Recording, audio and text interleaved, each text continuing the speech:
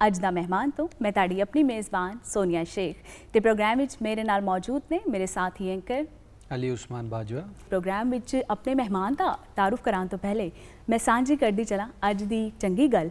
ਤੇ ਅੱਜ ਦੀ ਚੰਗੀ ਗੱਲ ਹੈ ਵੀ ਦੋਸਤੋ ਕਿ ਜ਼ਿੰਦਗੀ ਦੇ ਵਿੱਚ ਜੇ ਕਦੀ ਕੋਈ ਪਰੇਸ਼ਾਨੀ ਆ ਜਾਏ ਤੇ ਤੁਸੀਂ ਹਿੰਮਤ ਨਹੀਂ ਹਾਰਨੀ ਬਲਕਿ ਉਹਦਾ ਡਟ ਕੇ ਮੁਕਾਬਲਾ ਕਰਨਾ। ਇਹ ਪਰੇਸ਼ਾਨੀਆਂ ਹੀ ਸਾਨੂੰ ਨਾ ਜ਼ਿੰਦਗੀ ਦੇ ਵਿੱਚ ਅੱਗੇ ਵਧਣ ਦਾ ਹੌਸਲਾ ਦਿੰਦੀਆਂ ਤੇ ਜੇ ਕੋਈ ਜ਼ਿੰਦਗੀ 'ਚ ਪਰੇਸ਼ਾਨੀ ਨਾ ਆਏ ਤੇ ਅਸੀਂ ਸਬਕ ਕਿੱਥੋਂ ਸਿੱਖਾਂਗੇ, ਕਿਉਂਕਿ ਅਸੀਂ ਹਰ ਵੇਲੇ ਜੇ ਖੁਸ਼ ਰਹੀਏ ਤਾਂ ਫਿਰ ਤੇ ਅਸੀਂ ਪਿਛਲੇ ਸਾਰੇ ਸਬਕ ਭੁਲਾ ਦੇਵਾਂਗੇ। ਤੇ ਇੱਕ ਗੱਲ ਮੇਰੀ ਯਾਦ ਰੱਖਣਾ, ਜਦੋਂ ਵੀ ਕੋਈ ਔਖਾ ਵੇਲਾ ਆਏ 1 ਮਿੰਟ ਵਾਸਤੇ ਇਕੱਲੇ ਬਹਿ ਕੇ ਸਿਰਫ ਇਹ ਸੋਚਣਾ ਕਿ ਅੱਲਾ ਤੁਹਾਡੇ ਨਾਲ ਹੈ। ਤੁਸੀਂ ਯਕੀਨ ਮੰਨੋ ਤੁਹਾਡੀ ਪਰੇਸ਼ਾਨੀ ਕਦੋਂ ਤੁਹਾਡੀ ਆਸਾਨੀ 'ਚ ਬਦਲ ਜਾਏਗੀ ਤੁਹਾਨੂੰ ਆਪ ਨਹੀਂ ਪਤਾ ਲੱਗੇਗਾ। ਤੇ ਹੁਣ ਵੇਲਾ ਹੋਇਆ ਹੈ ਸਾਡੇ ਪਹਿਲੇ ਪਰੌਣੇ ਦਾ ਤਾਰੁਫ ਕਰਾਂ ਦਾ। ਉਹਨਾਂ ਦਾ ਤਾਰੁਫ ਕਰਾਉਣ ਤੋਂ ਪਹਿਲੇ ਇੱਕ ਹੋਰ ਗੱਲ ਦੱਸਦੀ ਚਲਾਂ ਤੇ ਉਹ ਇਹ ਵੇ ਕਿ ਜਦੋਂ ਵੀ ਅਸੀਂ ਬਿਮਾਰ ਹੁੰਦੇ ਹਾਂ ਸਾਨੂੰ ਇੱਕ ਮੁਆਲਿਜ ਦੀ ਜ਼ਰੂਰਤ ਹੁੰਦੀ ਹੈ। ਕੋਈ ਲੋਕ ਜਿਹੜੇ ਨੇ ਉਹ ਐਲੋਪੈਥਿਕ ਇਲਾਜ ਵੱਲ ਤਰਜੀਹ ਦਿੰਦੇ ਨੇ, ਕਈ ਜਾਂਦੇ ਨੇ ਜੀ ਦੇਸੀ ਦਵਾਈਆਂ ਵੱਲ ਤੇ ਕਈ ਹੋਮਿਓਪੈਥਿਕ ਇਲਾਜ ਨੂੰ ਅੱਜ ਵੀ ਤਰਜੀਹ ਦਿੰਦੇ ਨੇ। ਹੋਮਿਓਪੈਥਿਕ ਦਾ ਜਦੋਂ ਵੀ ਲਫ਼ਜ਼ ਆਉਂਦਾ ਜ਼ਿਹਨ ਵਿੱਚ ਬਹੁਤ ਸਾਰੀਆਂ ਗੱਲਾਂ ਆਉਂਦੀਆਂ, ਬਹੁਤ ਸਾਰੇ ਸਵਾਲ ਆਉਂਦੇ ਨੇ।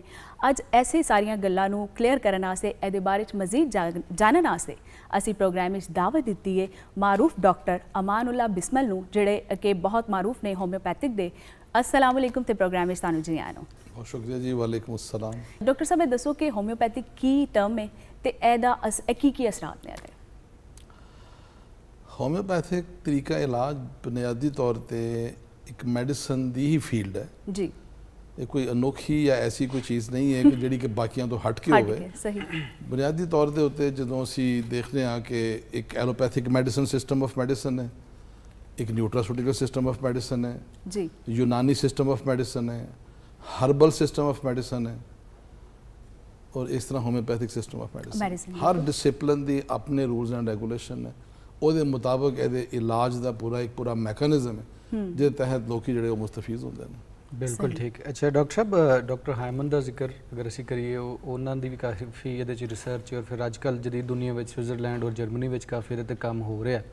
लेकिन जी साड़ी इत्थे दी आम देसी पंजाबी लोकाई कह लो, आम लोग जोड़े ने उन्होंने पूछिए तो कहते हैं ये तो ना कोई असर होंदा, ना इसका कोई नुकसान है तो ना इसका कोई फायदा। तो ये तुहाडे थ्रू दसना चाहांगे कि क्या वाकई एक इस तरह की कहानी है? ये मिथ बारे ज़रा सानू दसो, ये मिथ तोड़ो। ਤੁਹਾਡਾ ਸਵਾਲ भी बहुत अच्छा है और पब्लिक इंटरेस्ट का सवाल भी है कि ये ऐसी एक दवाई है जिसका कोई नुकसान है ना कोई फायदा। तो मैं तो समझदा कि जरा पानी का गिलास तुसीं पींदे हो, फायदा भी नुकसान भी है।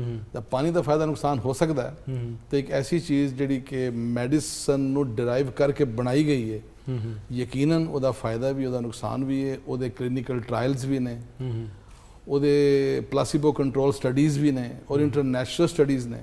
अच्छा। और Hahnemann basically founder of this profession है। अबाउट 250 ईयर्स बैक स्टडीज़ ने। और अगर इस प्रोफेशन दे विच कोई रियलिटी ना होंदी तो 250 साल के बाद भी ये प्रोफेशन का जिंदा रहना और दुनिया के मोर दैन 80 ममालक 80 मुल्कों तो ज़्यादा मुल्कों के विच इस वक्त के तरीके इलाज लोग अडॉप्ट कर रहे हैं और कई मुल्कों के भी सरकारी तौर के उत्ते इलाज अडॉप्ट होया है। जिस तरह पाकिस्तान के भी सरकारी तौर के उत्ते अडॉप्ट है, पंजाब के भी अडॉप्ट है, दूसरे सूबे के भी अडॉप्ट है। बकायदा गवर्नमेंट ऑफ पंजाब भी इनू कैटर करती है, गवर्नमेंट ऑफ पाकिस्तान भी इनू कैटर करती है। अच्छा डॉक्टर साहब ये दसो कि कुछ लोगों का जो मनना है वो है कि जो होम्योपैथिक का इलाज है बड़ा सुस्त है तो एमरजेंसी के छेती कम नहीं करता, इफेक्ट नहीं करता, ये बारे तुसीं की कहना चाहोगे? बुनियादी तौर पर सवाल की हद तक या वॉइस क्वेश्चन की हद तक तो कहा जा सकता है कि जी ऐसी गल हरगिज़ नहीं है। बुनियाद ये कि तुसी थोड़ा मौलिज कौन है, क्या वो समझ रहे हैं कि मैं जिस मरज़ नूं देख रहा, मैं जिस मरीज़ नूं देख रहा, मैं जिन आलामात नूं सुन रहा, ये प्रॉब्लम की है। अगर तो वो एग्जैक्ट तशखीस दुरुस्त है तो वो दवा की तजवीज़ दुरुस्त है तो सिर्फ 1 डोज चाहिए, जिस तरह एक इंजैक्शन की डोज लगती है तो रिजल्ट आ जाता है। और अगर तशखीस भी गलत है, तजवीज़ भी गलत है, फिर 2 महीने लगे और फिर आराम तो नहीं आएगा। बिल्कुल ठीक। डॉक्टर साहब तुसीं दस्सिया कि गवर्नमेंट ऑफ पंजाब जिहड़ी काफ़ी काम कर रही है तो गवर्नमेंट ऑफ पाकिस्तान भी उहदे इनवॉल्व हैगी। थोड़े जे इदारियां बारे अगर तुसीं साडे वेखण वालिआं नूं दस सको कि किहड़ा एक इदारा जिहदे अंडर आंदा और इस तो अलावा गवर्नमेंट जिहड़ा सैक्टर है वो किस तरह इनू फैलाउण वास्ते या पढ़ाउण वास्ते और नवे डॉक्टर पैदा करने वास्ते काम कर रहा है? होम्योपैथिक सिस्टम ऑफ मेडिसिन बुनियादी तौर पर UAH ਯੂਨਾਨੀ ਆਯੁਰਵੈਦਿਕ ਐਂਡ ਹੋਮਿਓਪੈਥਿਕ ਐਕਟ ਅੱਛਾ ਜਿਹੜਾ 1965 ਦੇ ਵਿੱਚ ਬਕਾਇਦਾ ਉਹ ਰਾਇਜ ਹੋਇਆ। ਹੂੰ ਔਰ ਰਾਇਜ ਹੋਣ ਦੇ ਬਾਅਦ ਉਸ ਐਕਟ ਦੇ ਤਹਿਤ ਹੋਮਿਓਪੈਥਿਕ ਮੈਡੀਕਲ ਕਾਲਜਸ ਪਾਕਿਸਤਾਨ ਚ ਗਵਰਨਮੈਂਟ ਆਫ ਪਾਕਿਸਤਾਨ ਨੇ ਰਿਕਗਨਾਈਜ਼ ਕੀਤੇ, ਹੂੰ ਜਿਹਨੂੰ ਫੈਡਰਲ ਗਵਰਨਮੈਂਟ ਰਿਕਗਨਾਈਜ਼ ਕਰ ਰਹੀ ਸੀ। ਠੀਕ ਹੈ। ਔਰ ਉਹ ਫੈਡਰਲ ਗਵਰਨਮੈਂਟ ਜਦੋਂ ਰਿਕਗਨਾਈਜ਼ ਕੀਤੀ ਤੇ ਉਸ ਜ਼ਮਾਨੇ ਦੇ ਵਿੱਚ ਇੱਕ ਬੋਰਡ ਤਸ਼ਕੀਲ ਦਿੱਤਾ ਗਿਆ ਹੂੰ ਜਿਹੜਾ ਇਹਨਾਂ ਕਾਲਜਸ ਨੂੰ ਰੈਗੂਲੇਟ ਕਰਦਾ ਸੀ। ਅੱਛਾ ਫਿਰ 80s ਦੇ ਵਿੱਚ ਆ ਕੇ ਇਹ ਜਿਹੜਾ ਬੋਰਡ ਸੀ ਇਹ ਨੈਸ਼ਨਲ ਕਾਉਂਸਲ ਫਾਰ ਹੋਮਿਓਪੈਥੀ ਚ ਕਨਵਰਟ ਹੋ ਗਿਆ। ਠੀਕ ਹੈ। ਫਿਰ ਨੈਸ਼ਨਲ ਕਾਉਂਸਲ ਫਾਰ ਹੋਮਿਓਪੈਥੀ ਜਿਹੜੀ ਹੈ ਉਹ ਗਵਰਨਮੈਂਟ ਦਾ ਇੱਕ ਬਾਖਤਿਆਰ ਇਦਾਰਾ ਹੈ ਜਿਹੜਾ ਕਿ ਹੋਮਿਓਪੈਥਿਕ ਤਾਲੀਮ ਤੇ ਤਰਬੀਅਤ ਨੂੰ ਰੈਗੂਲੇਟ ਕਰਦਾ, ਅੱਛਾ ਹੋਮਿਓਪੈਥਿਕ ਮੈਡੀਕਲ ਕਾਲਜਸ ਨੂੰ ਰੈਗੂਲੇਟ ਕਰਦਾ, ਹੋਮਿਓਪੈਥਿਕ ਡਾਕਟਰ ਜਿਹੜੇ ਕਾਲਜਸ ਤੋਂ ਬਣ ਕੇ ਨਿਕਲਦੇ ਨੇ ਉਹਨਾਂ ਦੀ ਰਜਿਸਟ੍ਰੇਸ਼ਨ ਰੀਨਿਊ ਉਹਨਾਂ ਦੀ ਪ੍ਰੈਕਟਿਸ ਨੂੰ ਰੈਗੂਲੇਟ ਕਰਦਾ। ਯਾਨੀ ਇਹਨੂੰ ਅਸੀਂ HEC ਦੀ ਤਰ੍ਹਾਂ ਹੀ ਵੇਖ ਸਕਨੇ ਆ, ਜਿਵੇਂ HEC ਹਾਇਰ ਐਜੂਕੇਸ਼ਨ ਕਮਿਸ਼ਨ ਕੰਮ ਕਰਦਾ ਹੈ ਔਰ ਉਹ ਰੈਗੂਲੇਟ ਕਰਦਾ ਚੀਜ਼ਾਂ ਨੂੰ ਔਰ ਵੇਖਦਾ ਕਿ ਸਿਲੇਬਸ ਕੀ ਬਣਦਾ ਪਿਆ ਔਰ ਬਾਕੀ ਨਿਜ਼ਾਮੇ ਤਾਲੀਮ ਕਿਸ ਤਰ੍ਹਾਂ ਚੱਲਦਾ ਪਿਆ। ਉਸੇ ਤਰ੍ਹਾਂ ਹੋਮਿਓਪੈਥੀ ਦਾ ਜਿਹੜਾ ਵੀ ਸਿਲੇਬਸ ਹੈ ਜਾਂ ਉਹਦੇ ਨਾਲ ਇਦਾਰੇ ਜਿਹੜੇ ਮੁਨਸਲਿਕ ਨੇ ਉਹਨਾਂ ਨੂੰ ਤੁਸੀਂ ਕਹਿ ਸਕਦੇ ਹੋ ਕਿ ਹੋਮਿਓਪੈਥਿਕ ਸਿਸਟਮ ਆਫ ਮੈਡੀਸਨ ਦੀ ਜਿਹੜੀ ਤਾਲੀਮ ਤੇ ਤਰਬੀਅਤ ਹੈ ਉਹਦਾ ਜਿਹੜਾ ਮਜਾਜ਼ ਇਦਾਰਾ ਹੈ ਹਕੂਮਤ ਪਾਕਿਸਤਾਨ ਦੀ ਤਰਫੋਂ ਉਹ ਕੌਮੀ ਕੌਂਸਲ ਹੋਮਿਓਪੈਥੀ ਹੈ। ਐਲੋਪੈਥੀ ਜਿਹੜਾ ਉਹ ਕਾਫੀ ਜ਼ਿਆਦਾ ਤਰੀਕਾ ਇਲਾਜ ਇਸਤੇਮਾਲ ਹੁੰਦਾ ਦੁਨੀਆ ਸਾਰੀ ਦੇ ਵਿੱਚ ਔਰ ਪਾਕਿਸਤਾਨ ਦੇ ਵਿੱਚ ਵੀ ਉਹਦੇ ਤੇ ਕਾਫੀ ਕੰਮ ਹੋ ਰਿਹਾ। ਸਾਡੇ ਜਿਹੜੇ ਡਾਕਟਰ ਬਣਦੇ ਨੇ ਮੈਡੀਕਲ ਕਾਲਜ ਦੇ ਜ਼ਰੀਏ PMDC ਵਰਗਾ ਸਾਡੇ ਕੋਲ ਅਦਾਰਾ Pakistan medical and dental council, ਉਹ ਬੜੇ ਅੱਛੇ ਤਰੀਕੇ ਨਾਲ ਚੀਜ਼ਾਂ ਨੂੰ ਵੇਖਦਾ ਔਰ ਇੰਟਰਨੈਸ਼ਨਲ ਸਟੈਂਡਰਡ ਦੇ ਡਾਕਟਰ ਅਸੀਂ ਪ੍ਰੋਡਿਊਸ ਕਰਨੇ ਔਰ ਫਿਰ ਉਹ ਦੁਨੀਆ ਸਾਰੀ 'ਚ ਜਾ ਕੇ ਪਾਕਿਸਤਾਨ ਦਾ ਨਾਂ ਰੋਸ਼ਨ ਕਰਦੇ ਨੇ। ਅਗਰ ਐਲੋਪੈਥੀ ਦੀ ਗੱਲ ਕਰੀਏ ਤੇ ਤੁਸੀਂ ਜ਼ਾਤੀ ਤੌਰ ਤੇ ਕੀ ਸਮਝਦੇ ਹੋ ਕਿ ਕਿਸ ਤਰ੍ਹਾਂ ਇਹਦਾ ਪਸਾਰ ਕਿਵੇਂ ਹੋ ਸਕਦਾ, ਖਿਲਾਰ ਕਿਵੇਂ ਹੋ ਸਕਦਾ ਮੁਲਕ ਸਾਰੇ ਵਿੱਚ ਔਰ ਸਾਡੇ ਜਿਹੜੇ ਡਾਕਟਰ ਨੇ ਉਹ ਬਾਹਰ ਵੀ ਜਾ ਕੇ ਸਰਵ ਕਰਨ, ਪਾਕਿਸਤਾਨ ਦੇ ਵਿੱਚ ਵੀ ਸਰਵ ਕਰਨ ਔਰ ਇਸ ਤਰੀਕਾ ਇਲਾਜ ਨੂੰ ਵੀ ਅਡਾਪਟ ਕੀਤਾ ਜਾਏ? ਬਹੁਤ ਅੱਛਾ ਕੁਐਸਚਨ ਹੈ ਜੀ ਔਰ ਮੈਂ ਦਾ ਪਰਸਨਲ ਵਿਟਨੈਸ ਵੀ ਹਾਂ। ਜਿਸ ਤਰ੍ਹਾਂ ਤੁਸੀਂ PMDC ਦੀ ਮਿਸਾਲ ਦਿੱਤੀ ਹੈ ਨਾ ਜੀ, ਇਸ ਤਰ੍ਹਾਂ NCH national council for homoeopathy, ਇਹ ਦੋਨੋਂ ਪੈਰਲਲ ਇਦਾਰੇ ਨੇ। ਠੀਕ ਹੈ। ਉਹ ਹੋਮਿਓਪੈਥਿਕ ਰੈਗੂਲੇਟ ਕਰਦਾ ਹੈ, ਉਹ PMDC Pakistan medical and dental यानी कि एलोपैथिक सिस्टम और डेंटल ट्रीटमेंट को रेगुलेट करती है और मेडिकल कॉलेज रेगुलेट करती है, डेंटल कॉलेज रेगुलेट करती है। ਜਿਹੜੇ ਹੋਮਿਓਪੈਥਿਕ ਡਾਕਟਰ ਕੁਆਲੀਫਾਈ ਕਰਕੇ ਪਾਕਿਸਤਾਨ 'ਚ ਪ੍ਰੈਕਟਿਸ ਕਰਦੇ ਨੇ, ਮੈਂ ਪਰਸਨਲੀ ਬਹੁਤ ਸਾਰੇ ਡਾਕਟਰਸ ਨੂੰ ਜਾਣਦਾ ਜਿਹੜੇ ਪਾਕਿਸਤਾਨ ਤੋਂ ਕੁਆਲੀਫਾਈਡ ਨੇ, ਬਲਕਿ ਮੈਂ ਬਹੁਤ ਸਾਰੇ ਐਸੇ ਡਾਕਟਰਸ ਵੀ ਜਾਣਦਾ ਜਿਹੜੇ ਕਿ ਗੈਰ ਮੁਲਕੀ ਨੇ, ਸ੍ਰੀਲੰਕਨ, ਸਿੰਗਾਪੁਰੀਅਨ, ਮਲਾਈਸ਼ੀਅਨ, ਜਿਹੜੇ ਪਾਕਿਸਤਾਨ ਤੋਂ ਪੜ੍ਹ ਕੇ ਗਏ ਨੇ ਔਰ ਉੱਥੇ ਜਾ ਕੇ ਵਾਪਸ ਹੋਮਿਓਪੈਥੀ ਦੀ ਪ੍ਰੈਕਟਿਸ ਆਪਣੇ ਮੁਲਕ 'ਚ ਕਰ ਰਹੇ ਨੇ। ਅੱਛਾ, ਕਿਉਂਕਿ ਮੈਂ ਇੱਕ ਮੈਨੂਫੈਕਚਰਿੰਗ ਇੰਡਸਟਰੀ ਦੇ ਨਾਲ ਵਾਬਸਤਾ ਹਾਂ, ਕਿਉਂਕਿ ਮੈਂ ਐਕਸਪੋਰਟ ਵੀ ਕਰਦਾ। ਠੀਕ ਹੈ। ਔਰ ਮੈਨੂੰ ਉਹਦੇ ਹਵਾਲੇ ਦੇ ਨਾਲ ਬਹੁਤ ਸਾਰੇ ਕੰਟਰੀਜ਼ 'ਚ ਇਤਫਾਕ ਹੁੰਦਾ। ਮੈਨੂੰ ਖੁਸ਼ੀ ਹੁੰਦੀ ਹੈ ਦੇਖ ਕੇ ਕਿ ਉੱਥੇ ਪਾਕਿਸਤਾਨੀ ਕੁਆਲੀਫਾਈਡ ਪ੍ਰੈਕਟੀਸ਼ਨਰ ਹੋਮਿਓਪੈਥੀ ਦੀ ਪ੍ਰੈਕਟਿਸ ਕਰ ਰਿਹਾ ਔਰ ਉਹ ਗਵਰਨਮੈਂਟ ਉੱਥੇ ਦੀ ਉਹਨੂੰ ਐਕਸੈਪਟ ਵੀ ਕਰ ਰਹੀ ਹੈ। ਅੱਛਾ, ਇਹ ਸਾਡੇ ਵਾਸਤੇ ਇੱਕ ਜ਼ਿਆਦਾ ਖੁਸ਼ੀ ਯਾਨੀ ਲਾਇਸੈਂਸ ਵਗੈਰਾ ਉਹ ਸਾਰਾ ਸਿਲਸਿਲਾ ਦੇ ਕੇ ਇਹ ਸਾਡੇ ਵਾਸਤੇ ਖੁਸ਼ੀ ਦੀ ਗੱਲ ਹੈ। ਠੀਕ। ਔਰ ਡਿਗਰੀ ਜਦੋਂ ਹੋ ਜਾਏਗੀ ਤੇ ਸਾਡੇ ਵਾਸਤੇ ਹੋਰ ਇੱਕ ਜ਼ਿਆਦਾ, ਤੁਸੀਂ ਕਹਿੰਦੇ ਨੇ ਕਿ ਇਹਦਾ ਕਿਸ ਤਰ੍ਹਾਂ ਫੈਲਾਅ ਹੋਏਗਾ, ਡਿਗਰੀ ਹੋਏਗੀ ਤੇ ਅਲਟੀਮੇਟਲੀ ਉਹਦੀ ਰਿਕਗਨੀਸ਼ਨ ਹੋਰ ਜ਼ਿਆਦਾ ਬਿਹਤਰ ਹੋ ਜਾਏਗੀ ਕਿਉਂਕਿ ਉਹ ਡਿਗਰੀ ਸਾਡੀ HEC ਰਿਕਗਨਾਈਜ਼ ਕਰੇਗੀ। ਜਦੋਂ HEC ਰਿਕਗਨਾਈਜ਼ ਕਰੇਗੀ ਤਾਂ ਉਹਦਾ ਫੈਲਾਅ ਆਟੋਮੈਟਿਕਲੀ ਇੰਟਰਨੈਸ਼ਨਲੀ ਹੋ ਜਾਏਗਾ, ਅਥੈਂਟਿਸਿਟੀ ਵੱਧ ਜਾਏਗੀ। ਅਥੈਂਟਿਸਿਟੀ ਵੱਧ ਜਾਏਗੀ। ਸਹੀ। ਅੱਛਾ, ਹੁਣ ਫਿਰ ਮੈਂ ਇੱਕ ਆਵਾਮ ਦੇ ਸਵਾਲ ਬਣਾ ਰਹੀ ਹਾਂ, ਕਿਉਂਕਿ ਤੁਸੀਂ ਆਪ ਡਾਕਟਰ ਹੋ ਤੇ ਮੇਰਾ ਇਹ ਸਵਾਲ ਹੈ ਕਿ ਤੁਸੀਂ ਇਹ ਦੱਸੋ ਕਿ ਤੁਹਾਡੇ ਕੋਲ ਜ਼ਿਆਦਾਤਰ ਮਰੀਜ਼ ਕਿਹੜੇ ਮਰਜ਼ ਦੇ ਨੇ? ਜ਼ਿਆਦਾਤਰ ਹੋਮਿਓਪੈਥਿਕ ਦੇ ਵਿੱਚ ਆਉਣ ਵਾਲੇ ਮਰੀਜ਼ਾਂ ਦੀ ਤਾਦਾਦ ਹੁੰਦੀ ਜਿਹੜੇ ਕਿ ਕ੍ਰੋਨਿਕ ਮਰੀਜ਼ ਹੁੰਦੇ ਨੇ, ਜਿਹੜੇ ਕਿ ਸਾਲ ਅਰਸਾਂ ਤੋਂ, ਜਿਸ ਤਰ੍ਹਾਂ ਐਗਜ਼ੀਮਾ ਦੇ ਮਰੀਜ਼ ਨੇ, ਸਕਿਨ ਡਿਸਆਰਡਰ ਦੇ, ਗੁਰਦੇ ਦੀ ਪੱਥਰੀ ਦੇ ਮਰੀਜ਼ ਨੇ, ਜੋੜਾਂ ਦੀਆਂ ਦਰਦਾਂ ਦੇ ਮਰੀਜ਼ ਨੇ। ਉਹਦੇ ਬਾਅਦ ਬੱਚਿਆਂ ਦੇ ਡਿਸਆਰਡਰਸ ਨੇ, ਜਿਸ ਤਰ੍ਹਾਂ ਬੱਚਿਆਂ ਦੀ ਬਿਮਾਰੀਆਂ ਦੇ ਬੇਸ਼ੁਮਾਰ ਕਿਸਮ ਦੀ ਬੱਚੇ ਦੀ ਐਸੀ ਡਿਜ਼ੀਜ਼ ਜਿਹੜੀਆਂ ਕਿ ਨਹੀਂ ਕਵਰ ਹੁੰਦੀਆਂ, ਲੇਕਿਨ ਹੋਮਿਓਪੈਥਿਕ ਸਿਸਟਮ ਦੇ ਅੰਦਰ ਆ ਕੇ ਬੱਚਿਆਂ ਦੀ ਡੈਂਟੀਸ਼ਨ ਕੰਪਲੇਨਸ ਨੇ, ਬੱਚਿਆਂ ਦੀ ਪੇਟ ਦੀ ਦਰਦ ਦੀ ਮਸਲਾ ਵੇ, ਬੱਚਾ ਜਿਹੜਾ ਉਹ ਬਾਰ-ਬਾਰ ਦੁੱਧ ਪੀਂਦਾ ਹੈ, ਬਾਰ-ਬਾਰ ਉਲਟੀ ਕਰ ਦਿੰਦਾ ਹੈ, ਜਿਹਦੀ ਇਨਫੈਂਟੈਂਸੀ ਹੁੰਦੀ ਬੱਚੇ ਦੀ, ਉਹਦੇ ਵਿੱਚ ਕਾਮਨ ਕੰਪਲੇਨ ਚੱਲ ਰਹੀ ਹੁੰਦੀ ਹੈ ਔਰ ਮਾਵਾਂ ਦਵਾਈਆਂ ਦੇ ਰਹੀਆਂ ਹੁੰਦੀਆਂ ਨੇ ਲੇਕਿਨ ਉਹ ਬੱਚਾ ਨਹੀਂ ਕੰਟਰੋਲ ਹੁੰਦਾ। ਲੇਕਿਨ ਹੋਮਿਓਪੈਥਿਕ ਸਿਸਟਮ ਵਿੱਚ ਜੋ ਹੀ ਆਉਂਦਾ ਉਹ 1-2 ਦਿਨ ਦੇ ਵਿੱਚ ਉਹਦਾ ਰਿਜ਼ਲਟ ਮਿਲ ਜਾਂਦਾ। ਬੱਚੇ ਤੇ ਕੋਈ ਸਾਈਕੋਲੋਜੀਕਲ ਇਫੈਕਟ ਹੋਣਾ ਨਹੀਂ। ਅੱਛਾ, ਯਾਨੀ ਕਿ ਹਰ ਮਰਜ਼ ਤੇ ਹਰ ਤਬਕਾ ਉਮਰ ਦੇ ਜਿਹੜੇ ਲੋਕ ਨੇ ਉਹ ਅੱਜ ਵੀ ਹੋਮਿਓਪੈਥੀ ਦਾ ਇਲਾਜ ਕਰਵਾਉਂਦੇ ਨੇ। ਬਿਲਕੁਲ ਕਰਾਉਂਦੇ ਨੇ। ਗੱਲਾਂ ਤੇ ਬਹੁਤ ਸਾਰੀਆਂ ਨੇ ਜਿਹੜੀਆਂ ਅਸੀਂ ਤੁਹਾਡੇ ਨਾਲ ਕਰਨੀਆਂ ਵੀ ਨੇ, ਤੁਹਾਡੇ ਕੋਲ ਬਹੁਤ ਕੁਝ ਸਿੱਖਣਾ ਵੀ ਹੈ, ਲੇਕਿਨ ਇੱਥੇ ਵੇਲੇ ਦੀ ਘਾਟ ਹੈ। ਤੁਸੀਂ ਟਾਈਮ ਕੱਢਿਆ ਪ੍ਰੋਗਰਾਮ ਵਿੱਚ ਆਏ, ਸਾਨੂੰ ਇਹਨਾਂ ਕੁਝ ਸਿਖਾਇਆ, ਬਹੁਤ ਸ਼ੁਕਰੀਆ। ਇਨਸ਼ਾਅੱਲਾ ਫਿਰ ਕਿਸੇ ਪ੍ਰੋਗਰਾਮ ਵਿੱਚ ਤੁਹਾਨੂੰ ਬੁਲਾਵਾਂਗੇ ਤੇ ਤੁਹਾਡੇ ਕੋਲ ਬਹੁਤ ਕੁਝ ਸਿੱਖਾਂਗੇ ਵੀ ਤੇ ਤੁਹਾਡੇ ਵੇਖਣ ਵਾਲਿਆਂ ਨੂੰ ਵੀ ਦੱਸਾਂਗੇ। ਬਹੁਤ ਸ਼ੁਕਰੀਆ। ਤੇ ਤੁਸੀਂ ਸਾਡੇ ਨਾਲ ਰਹਿਣਾ। ਇੱਥੇ ਵੇਲਾ ਹੋਇਆ ਹੈ ਡਾਕਟਰ ਸਾਹਿਬ ਨੂੰ ਖੁਦਾ ਹਾਫਿਜ਼ ਕਹਿਣ ਦਾ ਤੇ ਨਵੇਂ ਪਰੋਨੇ ਮਿਲਵਾਉਣ ਦਾ। ਬ੍ਰੇਕ ਤੇ ਜਾਣੇ ਤੇ ਬ੍ਰੇਕ ਤੋਂ ਬਾਅਦ ਵਾਪਸ ਆਣੇ ਤੇ ਤੁਹਾਨੂੰ ਨਵੇਂ ਪਰੋਨੇ ਨਾਲ ਮਿਲਵਾਣੇ ਆ।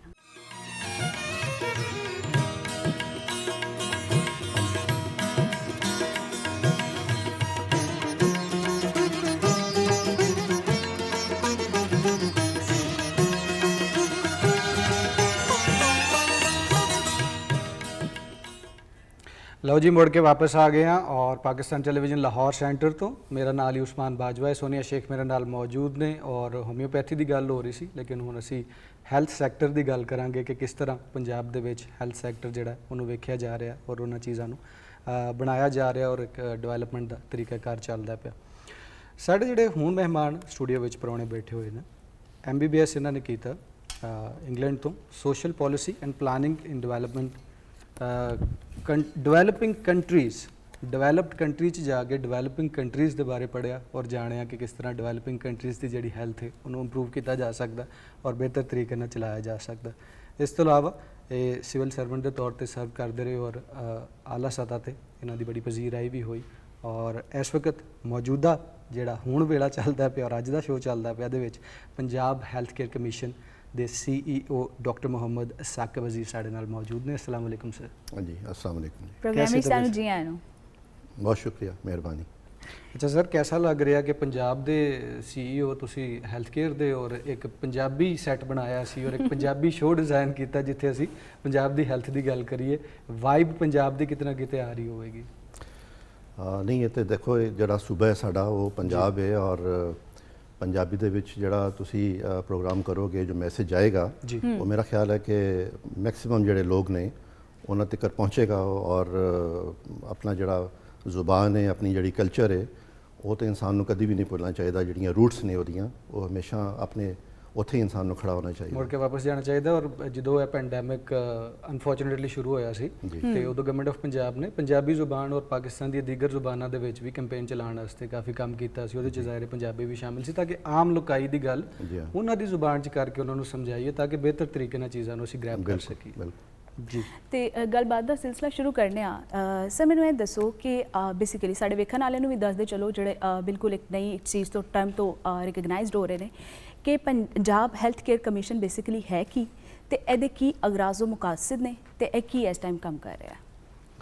ਇਹ ਜੀ ਇੱਕ ਸਟੈਚੂਟਰੀ ਬਾਡੀ ਹੈ, ਜਿਹਦਾ ਮਤਲਬ ਇਹ ਹੈ ਕਿ ਇੱਕ ਕਾਨੂੰਨ ਦੇ ਤਹਿਤ ਇਹ ਬਣਿਆ ਸੀ 2010 ਦੇ ਵਿੱਚ। ਠੀਕ ਹੈ। ਔਰ ਇਹਦਾ ਜਿਹੜਾ ਕੈਰੈਕਟਰ ਹੈ ਉਹ ਆਟੋਨੋਮਸ ਹੈ, ਯਾਨੀ ਇਹਨੂੰ ਕਾਨੂੰਨ ਦੇ ਲਿਹਾਜ਼ ਨਾਲ ਕਾਫੀ ਕੰਮ ਕਰਨ ਦੀ ਆਜ਼ਾਦੀ ਹੈ। ਔਰ ਇਹਦਾ ਬੁਨਿਆਦੀ ਜਿਹੜਾ ਮਕਸਦ ਹੈ ਔਰ ਇਹਦਾ ਜਿਹੜਾ ਬੁਨਿਆਦੀ ਆਬਜੈਕਟਿਵ ਹੈ, ਇਹਦਾ ਮੈਂਡੇਟ ਹੈ, ਉਹ ਹੈ ਕਿ ਜੀ ਪੰਜਾਬ ਦੇ ਵਿੱਚ ਜਿਹੜਾ ਸਾਡਾ ਹੈਲਥ ਕੇਅਰ ਹੈ ਉਹਦੇ ਸਟੈਂਡਰਡ ਨੂੰ ਬਿਹਤਰ ਕਰਨਾ, ਹੈਲਥ ਕੇਅਰ ਸਿਸਟਮ ਨੂੰ ਬਿਹਤਰ ਕਰਨਾ ਔਰ ਇਹਦੇ ਇਲਾਵਾ ਜੋ ਸਾਡੇ ਅਤਾਈਅਤ ਹੈ, ਕੁਐਕਰੀ ਹੈ, ਉਹਨੂੰ ਕਾਬੂ ਪਾਣਾ, ਉਹਦੇ ਉੱਤੇ ਕੰਟਰੋਲ ਕਰਨਾ। ਤੇ ਇਹ ਜਿਹੜੇ ਸਾਡਾ ਹੈ ਹੈਲਥ ਜਿਹੜਾ ਸਿਸਟਮ ਹੈ ਉਹਨੂੰ ਬਿਹਤਰ ਕਰਨ ਵਾਸਤੇ ਇੱਕ ਮਿਨੀਮਮ ਸਟੈਂਡਰਡ ਜਿਹੜੇ ਨੇ ਹੈਲਥ ਦੇ ਸਿਹਤ ਦੇ ਬਾਰੇ 'ਚ, ਉਹ ਸਟੈਂਡਰਡ ਜਿਹੜੇ ਨੇ ਉਹ ਬਣਾਏ ਗਏ ਨੇ। ਔਰ ਉਹ ਸਾਰੇ ਜਿੰਨੇ ਵੀ ਹਸਪਤਾਲ ਨੇ ਸੂਬੇ ਦੇ ਵਿੱਚ, ਚਾਹੇ ਉਹ ਪ੍ਰਾਈਵੇਟ ਹੋਣ ਜਾਂ ਪਬਲਿਕ ਤੇ ਹੋਣ, ਚਾਹੇ ਉਹ ਕੋਈ ਵੱਡਾ ਹਸਪਤਾਲ ਹੈ, ਚਾਹੇ ਉਹ GP ਕਲੀਨਿਕ ਹੈ, ਚਾਹੇ ਉਹ ਹੋਮਿਓਪੈਥਿਕ ਕਲੀਨਿਕ ਹੈ, ਚਾਹੇ ਉਹ ਕਿਸੇ ਹਕੀਮ ਸਾਹਿਬ ਦਾ ਮਤਲਬ ਹੈ, ਜਿੰਨੇ ਵੀ ਹੈਲਥ ਕੇਅਰ ਐਸਟੈਬਲਿਸ਼ਮੈਂਟਸ ਨੇ ਪੰਜਾਬ ਦੇ ਵਿੱਚ, ਉਨ तमाम ਦੇ ਵਿੱਚ ਇਹ ਲਾਗੂ ਹੁੰਦੇ ਨੇ ਸਾਡੇ ਜਿਹੜੇ ਮਿਨੀਮਮ ਸਰਵਿਸ ਡਿਲੀਵਰੀ ਸਟੈਂਡਰਡਸ ਨੇ। ਔਰ ਸਾਡੀ ਕੋਸ਼ਿਸ਼ ਹੈ ਕਿ ਸਾਰਿਆਂ ਨੂੰ ਉਸ ਮਿਨੀਮਮ ਸਟੈਂਡਰਡ ਤੇ ਲੈ ਕੇ ਆਇਆ ਜਾਏ ਤਾਂ ਕਿ ਜਿਹੜੀਆਂ ਹੈਲਥ ਦੇ ਜਿਹੜੀਆਂ ਸਾਡਾ ਓਵਰਆਲ ਸਟੈਂਡਰਡ ਹੈ ਉਹ ਬੈਨ ਅਲ-ਅਕਵਾਮੀ ਤੌਰ ਤੇ ਵੀ ਅਸੀਂ ਉਹਨੂੰ ਅਚੀਵ ਕਰ ਸਕੀਏ। ਡਾਕਟਰ ਸਾਹਿਬ, ਡਿਵੈਲਪਮੈਂਟ ਨੇਸ਼ਨਸ ਜਿਹੜੀਆਂ ਨੇ, ਡਿਵੈਲਪਿੰਗ ਨੇਸ਼ਨਸ ਜਿਹੜੀਆਂ ਨੇ, ਉਹਨਾਂ ਦੇ ਹਵਾਲੇ ਨਾਲ ਤੁਹਾਡਾ ਮੇਜਰ ਸਬਜੈਕਟ ਰਿਹਾ ਔਰ ਉਹਨੂੰ ਤੁਸੀਂ ਜਾਣਿਆ ਔਰ ਸਮਝਿਆ ਕਿ ਇੱਥੋਂ ਦੇ ਮਸਾਇਲ ਹੋਰ ਨੇ, ਉਹਨਾਂ ਦਾ ਤਰੀਕਾ ਹੱਲ ਕਰਨ ਦਾ ਤਰੀਕਾ ਵੀ ਮੁਖਤਲਿਫ ਹੈ ਯਕੀਨੀ ਤੌਰ ਤੇ ਯੂਰਪ ਅਮਰੀਕਾ ਤੋਂ। ਤੇ ਅਗਰ ਪੰਜਾਬ ਦੀ ਹੀ ਗੱਲ ਕਰੀਏ, ਅਗਰ ਅਸੀਂ ਹੈਲਥ ਕੇਅਰ ਦੀ ਗੱਲ ਕਰਨੇ ਆ ਤਾਂ ਕਿਹਾ ਜਾਂਦਾ ਹੈ ਇੱਕ ਅੰਦਾਜ਼ੇ ਦੇ ਮੁਤਾਬਕ ਮੋਰ ਦੈਨ 70% ਆਬਾਦੀ ਜਿਹੜੀ ਸਾਡੀ ਉਹ ਪਿੰਡਾਂ 'ਚ ਰਹਿੰਦੀ ਹੈ, ਦਿਹਾਤਾਂ 'ਚ ਰਹਿੰਦੀ ਹੈ। ਉਹਨਾਂ ਦਾ ਕਨੈਕਸ਼ਨ ਮੈਡੀਕਲ ਦੇ ਨਾਲ, ਯਾਨੀ ਕਿ ਜਿਹੜੀਆਂ ਸਹੂਲੀਅਤ ਨੇ ਉਹਨਾਂ ਨਾਲ ਥੋੜਾ ਜਿਹਾ ਘੱਟ ਰਹਿੰਦਾ ਹੈ। ਗਵਰਨਮੈਂਟ ਨੇ ਕਿਤੇ ਨਾ ਕਿਤੇ ਸਰਕਾਰੀ ਡਿਸਪੈਂਸਰੀਆਂ ਬਣਾਈਆਂ ਹੁੰਦੀਆਂ ਨੇ ਪਿੰਡਾਂ ਥਾਵਾਂ ਤੇ, ਦੂਰ ਦਰਾਡੇ ਦੇ ਪਿੰਡਾਂ 'ਚ, ਲੇਕਿਨ ਉਹਨਾਂ ਦੀ ਹਾਲਤ ਜ਼ਾਹਰ ਕੋ ਬਹੁਤ ਜ਼ਿਆਦਾ ਵਧੀਆ ਨਹੀਂ। ਮੇਰੀ ਆਪਣੀ ਅਗਰ ਜ਼ਾਤੀ ਤੌਰ ਤੇ ਪੁੱਛੋ ਤੇ ਮੈਂ ਵਿਜ਼ਿਟ ਕੀਤਾ ਹੋਇਆ, ਵੇਖਿਆ ਹੋਇਆ, ਤੇ ਉੱਥੇ ਜਿਹੜੇ ਡਾਕਟਰ ਸਾਹਿਬ ਬੈਠੇ ਸਨ, ਇੱਕ ਤੇ ਮਾਸ਼ਾਅੱਲਾ ਬਿਜਲੀ ਗਈ ਹੋਈ ਸੀ, ਗਰਮੀ 'ਚ ਬੈਠੇ ਹੋਏ ਸਨ, ਤੇ ਦੂਜਾ ਉਹਨਾਂ ਕੋਲ 2 ਸ਼ਰਬਤ ਸਨ ਖੰਘ ਦੇ, ਇੱਕ ਲਾਲ ਰੰਗ ਦਾ ਸੀ, ਇੱਕ ਹਰੇ ਰੰਗ ਦਾ ਸੀ, ਔਰ ਕੋਈ ਇੱਕ ਅੱਧਾ ਟੀਕਾ, 2-3 ਗੋਲੀਆਂ ਸਨ। ਤੇ ਜਿਹੜਾ ਵੀ ਕੋਈ ਮਰੀਜ਼ ਆ ਰਿਹਾ ਸੀ, ਬਸ ਸਭ ਦਾ ਤਰੀਕਾ ਇਲਾਜ ਉਹਨਾਂ ਕੋਲ ਉਹੀ ਸੀ ਕਿ ਬਸ ਇਹ ਦਵੋ, ਇਹ ਖੱਟਾ ਜਿਹਾ ਸ਼ਰਬਤ ਪੀ ਲਓ ਔਰ ਦੀ ਐਂਡ। ਔਰ ਫਿਰ ਕਿਤੇ ਨਾ ਕਿਤੇ ਚੈੱਕ ਐਂਡ ਬੈਲੈਂਸ ਥੋੜਾ ਜਿਹਾ ਘੱਟ ਸੀ ਉੱਥੇ as for as the doctor and compounder is concern, ਕਿ ਕੰਪਾਊਂਡਰ ਬੈ ਕੇ ਕਹਿ ਰਿਹਾ ਕਿ ਡਾਕਟਰ ਸਾਹਿਬ ਆ ਜਾਣਗੇ, ਤੁਸੀਂ ਇਹ ਦਵਾਈ ਲੈ ਲਓ। ਸੋ ਇਹ ਸਾਰੀਆਂ ਚੀਜ਼ਾਂ ਨੂੰ ਰੈਗੂਲੇਟ ਕਰਨ ਵਾਸਤੇ ਜਿਹੜੀ ਇਹ ਕਮਿਸ਼ਨ ਤੁਹਾਡੀ ਕੀ ਕਰਦੀ ਹੈ ਪਈ ਔਰ ਕਿਸ ਤਰ੍ਹਾਂ ਇਹਨਾਂ ਨੂੰ ਬਿਹਤਰ ਤਰੀਕੇ ਨਾਲ ਚਲਾਇਆ ਜਾ ਸਕਦਾ? ਤੁਸੀਂ ਬਿਲਕੁਲ ਸਹੀ ਗੱਲ ਕੀਤੀ ਹੈ ਕਿ ਹਾਲਾਤ ਜਿਹੜੇ ਸੀ ਉਹ ਤਕਰੀਬਨ ਇਸੇ ਤਰ੍ਹਾਂ ਹੀ ਜਿਵੇਂ ਤੁਸੀਂ ਦੱਸਦੇ ਪਏ ਹੋ, ਤੇ 2010 ਦੇ ਵਿੱਚ ਇਹ ਜ਼ਰੂਰਤ ਮਹਿਸੂਸ ਹੋਈ ਕਿ ਕੋਈ ਐਸਾ ਰੈਗੂਲੇਟਰੀ ਮਹਿਕਮਾ ਜਾਂ ਬਾਡੀ ਹੋਣੀ ਚਾਹੀਦੀ ਹੈ ਜੋ ਹਸਪੀਟਲਸ ਦੇ ਉੱਥੇ ਜਿਹੜੇ ਕੰਮ ਕਰਦੇ ਪਏ ਨੇ ਉਹਨਾਂ ਨੂੰ ਰੈਗੂਲੇਟ ਕਰੇ। ਵੈਸੇ ਤੇ ਸਾਡਾ ਜਿਹੜਾ ਮਹਿਕਮਾ ਸਿਹਤ ਹੈ ਉਹ ਸਰਵਿਸ ਡਿਲੀਵਰੀ ਜਿਹੜਾ ਹੈ ਉਹ ਮਹਿਕਮਾ ਸਿਹਤ ਕਰਦਾ ਹੈ। ਅੱਛਾ। ਲੇਕਿਨ ਜਿਹੜੇ ਹਸਪਤਾਲ ਨੇ, ਪ੍ਰਾਈਵੇਟ ਹਸਪਤਾਲ ਜਿਹੜੇ ਨੇ, ਉਹ ਇਹ ਤੋਂ ਪਹਿਲੇ ਕਿਸੇ ਦੇ ਵੀ ਕੰਟਰੋਲ ਵਿੱਚ ਨਹੀਂ ਸੀ। ਯਾਨੀ 2010 ਤੋਂ ਪਹਿਲੇ ਕੋਈ ਐਸੀ ਬਾਡੀ ਨਹੀਂ ਸੀ ਪੰਜਾਬ ਦੇ ਵਿੱਚ ਅੱਛਾ ਜੋ ਪ੍ਰਾਈਵੇਟ ਹਸਪੀਟਲਸ ਨੂੰ ਰੈਗੂਲੇਟ ਕਰੇ ਜੀ। ਠੀਕ ਹੈ। ਤਾਂ ਇੱਕ ਕੇਸ ਹੋਇਆ ਸੀ ਇਤਫਾਕ ਦੇ ਨਾਲ ਇੱਕ ਪ੍ਰਾਈਵੇਟ ਹਸਪੀਟਲ ਦੇ ਵਿੱਚ 2010 ਦੇ ਵਿੱਚ, ਜਿਹਦੀ ਸੂ ਮੋਟੋ ਨੋਟਿਸ ਲਿਆ ਸੁਪਰੀਮ ਕੋਰਟ ਨੇ ਉਸ ਵੇਲੇ, ਔਰ ਉਸ ਵੇਲੇ ਪਤਾ ਚੱਲਿਆ ਕਿ ਜੀ ਐਸੀ ਤਾਂ ਰੈਗੂਲੇਟਰੀ ਬਾਡੀ ਕੋਈ ਨਹੀਂ ਹੈਗੀ ਪੂਰੇ ਪਾਕਿਸਤਾਨ ਦੇ ਵਿੱਚ। ਅੱਛਾ। तो वो फिर ਉਹਨਾਂ ਦੀ ਹਦਾਇਤ ਦੇ ਵਿੱਚ ਫਿਰ ਉਸ ਵੇਲੇ ਦੀ ਗਵਰਨਮੈਂਟ ਨੇ ਇਹ ਕਾਨੂੰਨ ਪਾਸ ਕੀਤਾ ਔਰ ਰੈਗੂਲੇਟਰੀ ਬਣਿਆ, ਕਮਿਸ਼ਨ ਬਣਿਆ। ਔਰ ਇਸ ਵੇਲੇ ਪੰਜਾਬ ਦਾ ਜਿਹੜਾ ਕਮਿਸ਼ਨ ਹੈ ਉਹ ਬਣਿਆ ਸਭ ਤੋਂ ਪਹਿਲੇ। ਉਹਦੇ ਬਾਅਦ ਫਿਰ ਸਿੰਧ ਦਾ ਔਰ ਕੇਪੀ ਦਾ ਔਰ ਬਲੋਚਿਸਤਾਨ ਦਾ ਵੀ ਜਿਹੜਾ ਹੈ ਐਕਟ ਪਾਸ ਹੋ ਗਿਆ ਹੈ, ਔਰ ਇਸਲਾਮਾਬਾਦ ਦਾ ਵੀ। ਲੇਕਿਨ ਸਭ ਤੋਂ ਜ਼ਿਆਦਾ ਜਿਹੜਾ ਕੰਮ ਕੀਤਾ ਹੈ ਔਰ ਜੋ ਲੀਡ ਲੈ ਰਿਹਾ ਇਸ ਵੇਲੇ ਉਹ ਪੰਜਾਬ ਹੈਲਥ ਕੇਅਰ ਕਮਿਸ਼ਨ ਹੈ ਜੀ ਇਸ ਵੇਲੇ। ਔਰ ਤਕਰੀਬਨ 80,000 ਅਸੀਂ ਜੋ ਸੈਂਸਸ ਕਰਵਾਇਆ 2015-16 ਵਿੱਚ, ਤਾਂ ਪਤਾ ਚੱਲਿਆ ਜੀ ਕਿ ਪੰਜਾਬ ਦੇ ਵਿੱਚ ਤਕਰੀਬਨ 80,000 ਹਨ ਹੈਲਥ ਕੇਅਰ ਐਸਟੈਬਲਿਸ਼ਮੈਂਟਸ। ਅੱਛਾ। ਉਹਨਾਂ ਨੂੰ ਪਹਿਲੇ ਤਾਂ ਸਭ ਤੋਂ ਵੱਡਾ ਜਿਹੜਾ ਕੰਮ ਸੀ ਔਰ ਜਿਹੜਾ ਟਾਸਕ ਸੀ ਉਹ ਤਾਂ ਇਹ ਸੀ ਕਿ ਇਹਨਾਂ ਦੀ ਸਭ ਦੀ ਰਜਿਸਟ੍ਰੇਸ਼ਨ ਕਰਵਾਈ ਜਾਏ। ਅੱਛਾ। ਯਾਨੀ ਡਾਟਾਬੇਸ ਹੀ ਕੋਈ ਨਹੀਂ ਸੀ ਬਣਿਆ? ਕੋਈ ਡਾਟਾਬੇਸ ਨਹੀਂ ਸੀ ਉਹਦੇ ਪਹਿਲੇ ਜੀ। ਤਾਂ ਪਹਿਲੀ ਵਾਰੀ ਜਿਹੜਾ ਸੈਂਸਸ ਕਰਕੇ ਤਾਂ ਡਾਟਾਬੇਸ ਜਿਹੜਾ ਸੀ ਉਹਨਾਂ ਦਾ ਬਣਾਇਆ ਗਿਆ। ਠੀਕ ਹੈ। ਔਰ ਇਸ ਵੇਲੇ ਮੈਂ ਇਹ ਕਹਿ ਸਕਦਾ ਬੜੇ ਯਕੀਨ ਦੇ ਨਾਲ ਕਿ ਉਹ ਜਿਹੜੇ 80,000 ਜਿਹੜੇ ਅਸੀਂ ਸੈਂਸਸ ਕੀਤਾ ਸੀ ਉਹਦੇ ਚ ਮੋਰ ਦੈਨ 80% ਯਾਨੀ 85% ਦਾ ਅਸੀਂ ਰਜਿਸਟ੍ਰੇਸ਼ਨ ਜਿਹੜੇ ਉਹ ਕਰ ਚੁੱਕੇ ਹਾਂ ਜੀ ਇਸ ਵੇਲੇ। ਜੋ ਮੈਂ ਸਮਝਦਾ ਕਿ ਪਿਛਲੇ ਯਾਨੀ 5-6 ਸਾਲਾਂ ਦੇ ਵਿੱਚ ਜਿਹੜੀ ਇਹ ਇੰਨੀ ਵੱਡੀ ਕਾਰਕਰਦਗੀ ਜਿਹੜੀ ਹੈ ਉਹ ਸ਼ਾਇਦ ਕਿਸੇ ਹੋਰ ਹੈਲਥ ਕੇਅਰ ਕਮਿਸ਼ਨ ਨੇ ਨਹੀਂ ਕੀਤੀ ਹੈ। ਅੱਛਾ।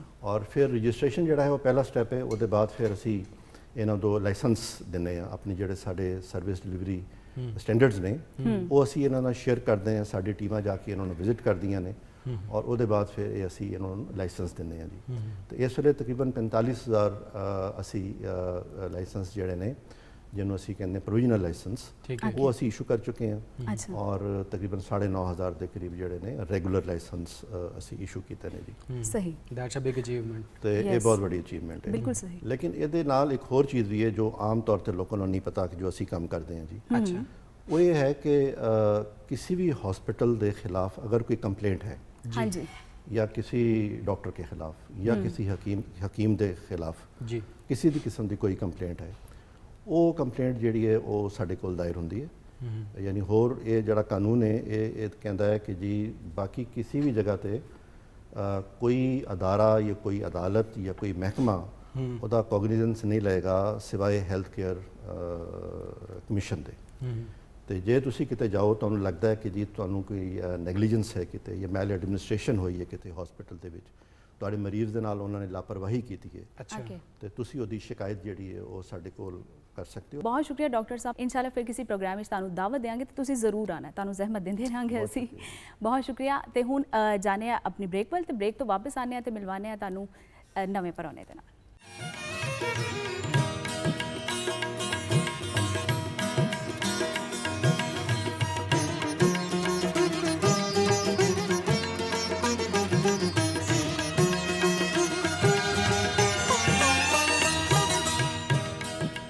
जी सत बिस्मिल्ला ते जी आन एक दफ़ा फिर कवांगे पाकिस्तान टेलीविजन लाहौर सेंटर तो और डॉक्टर साहब साढ़े नाल मौजूद सन डॉक्टर मुहम्मद साकिब अजीज़ साहब।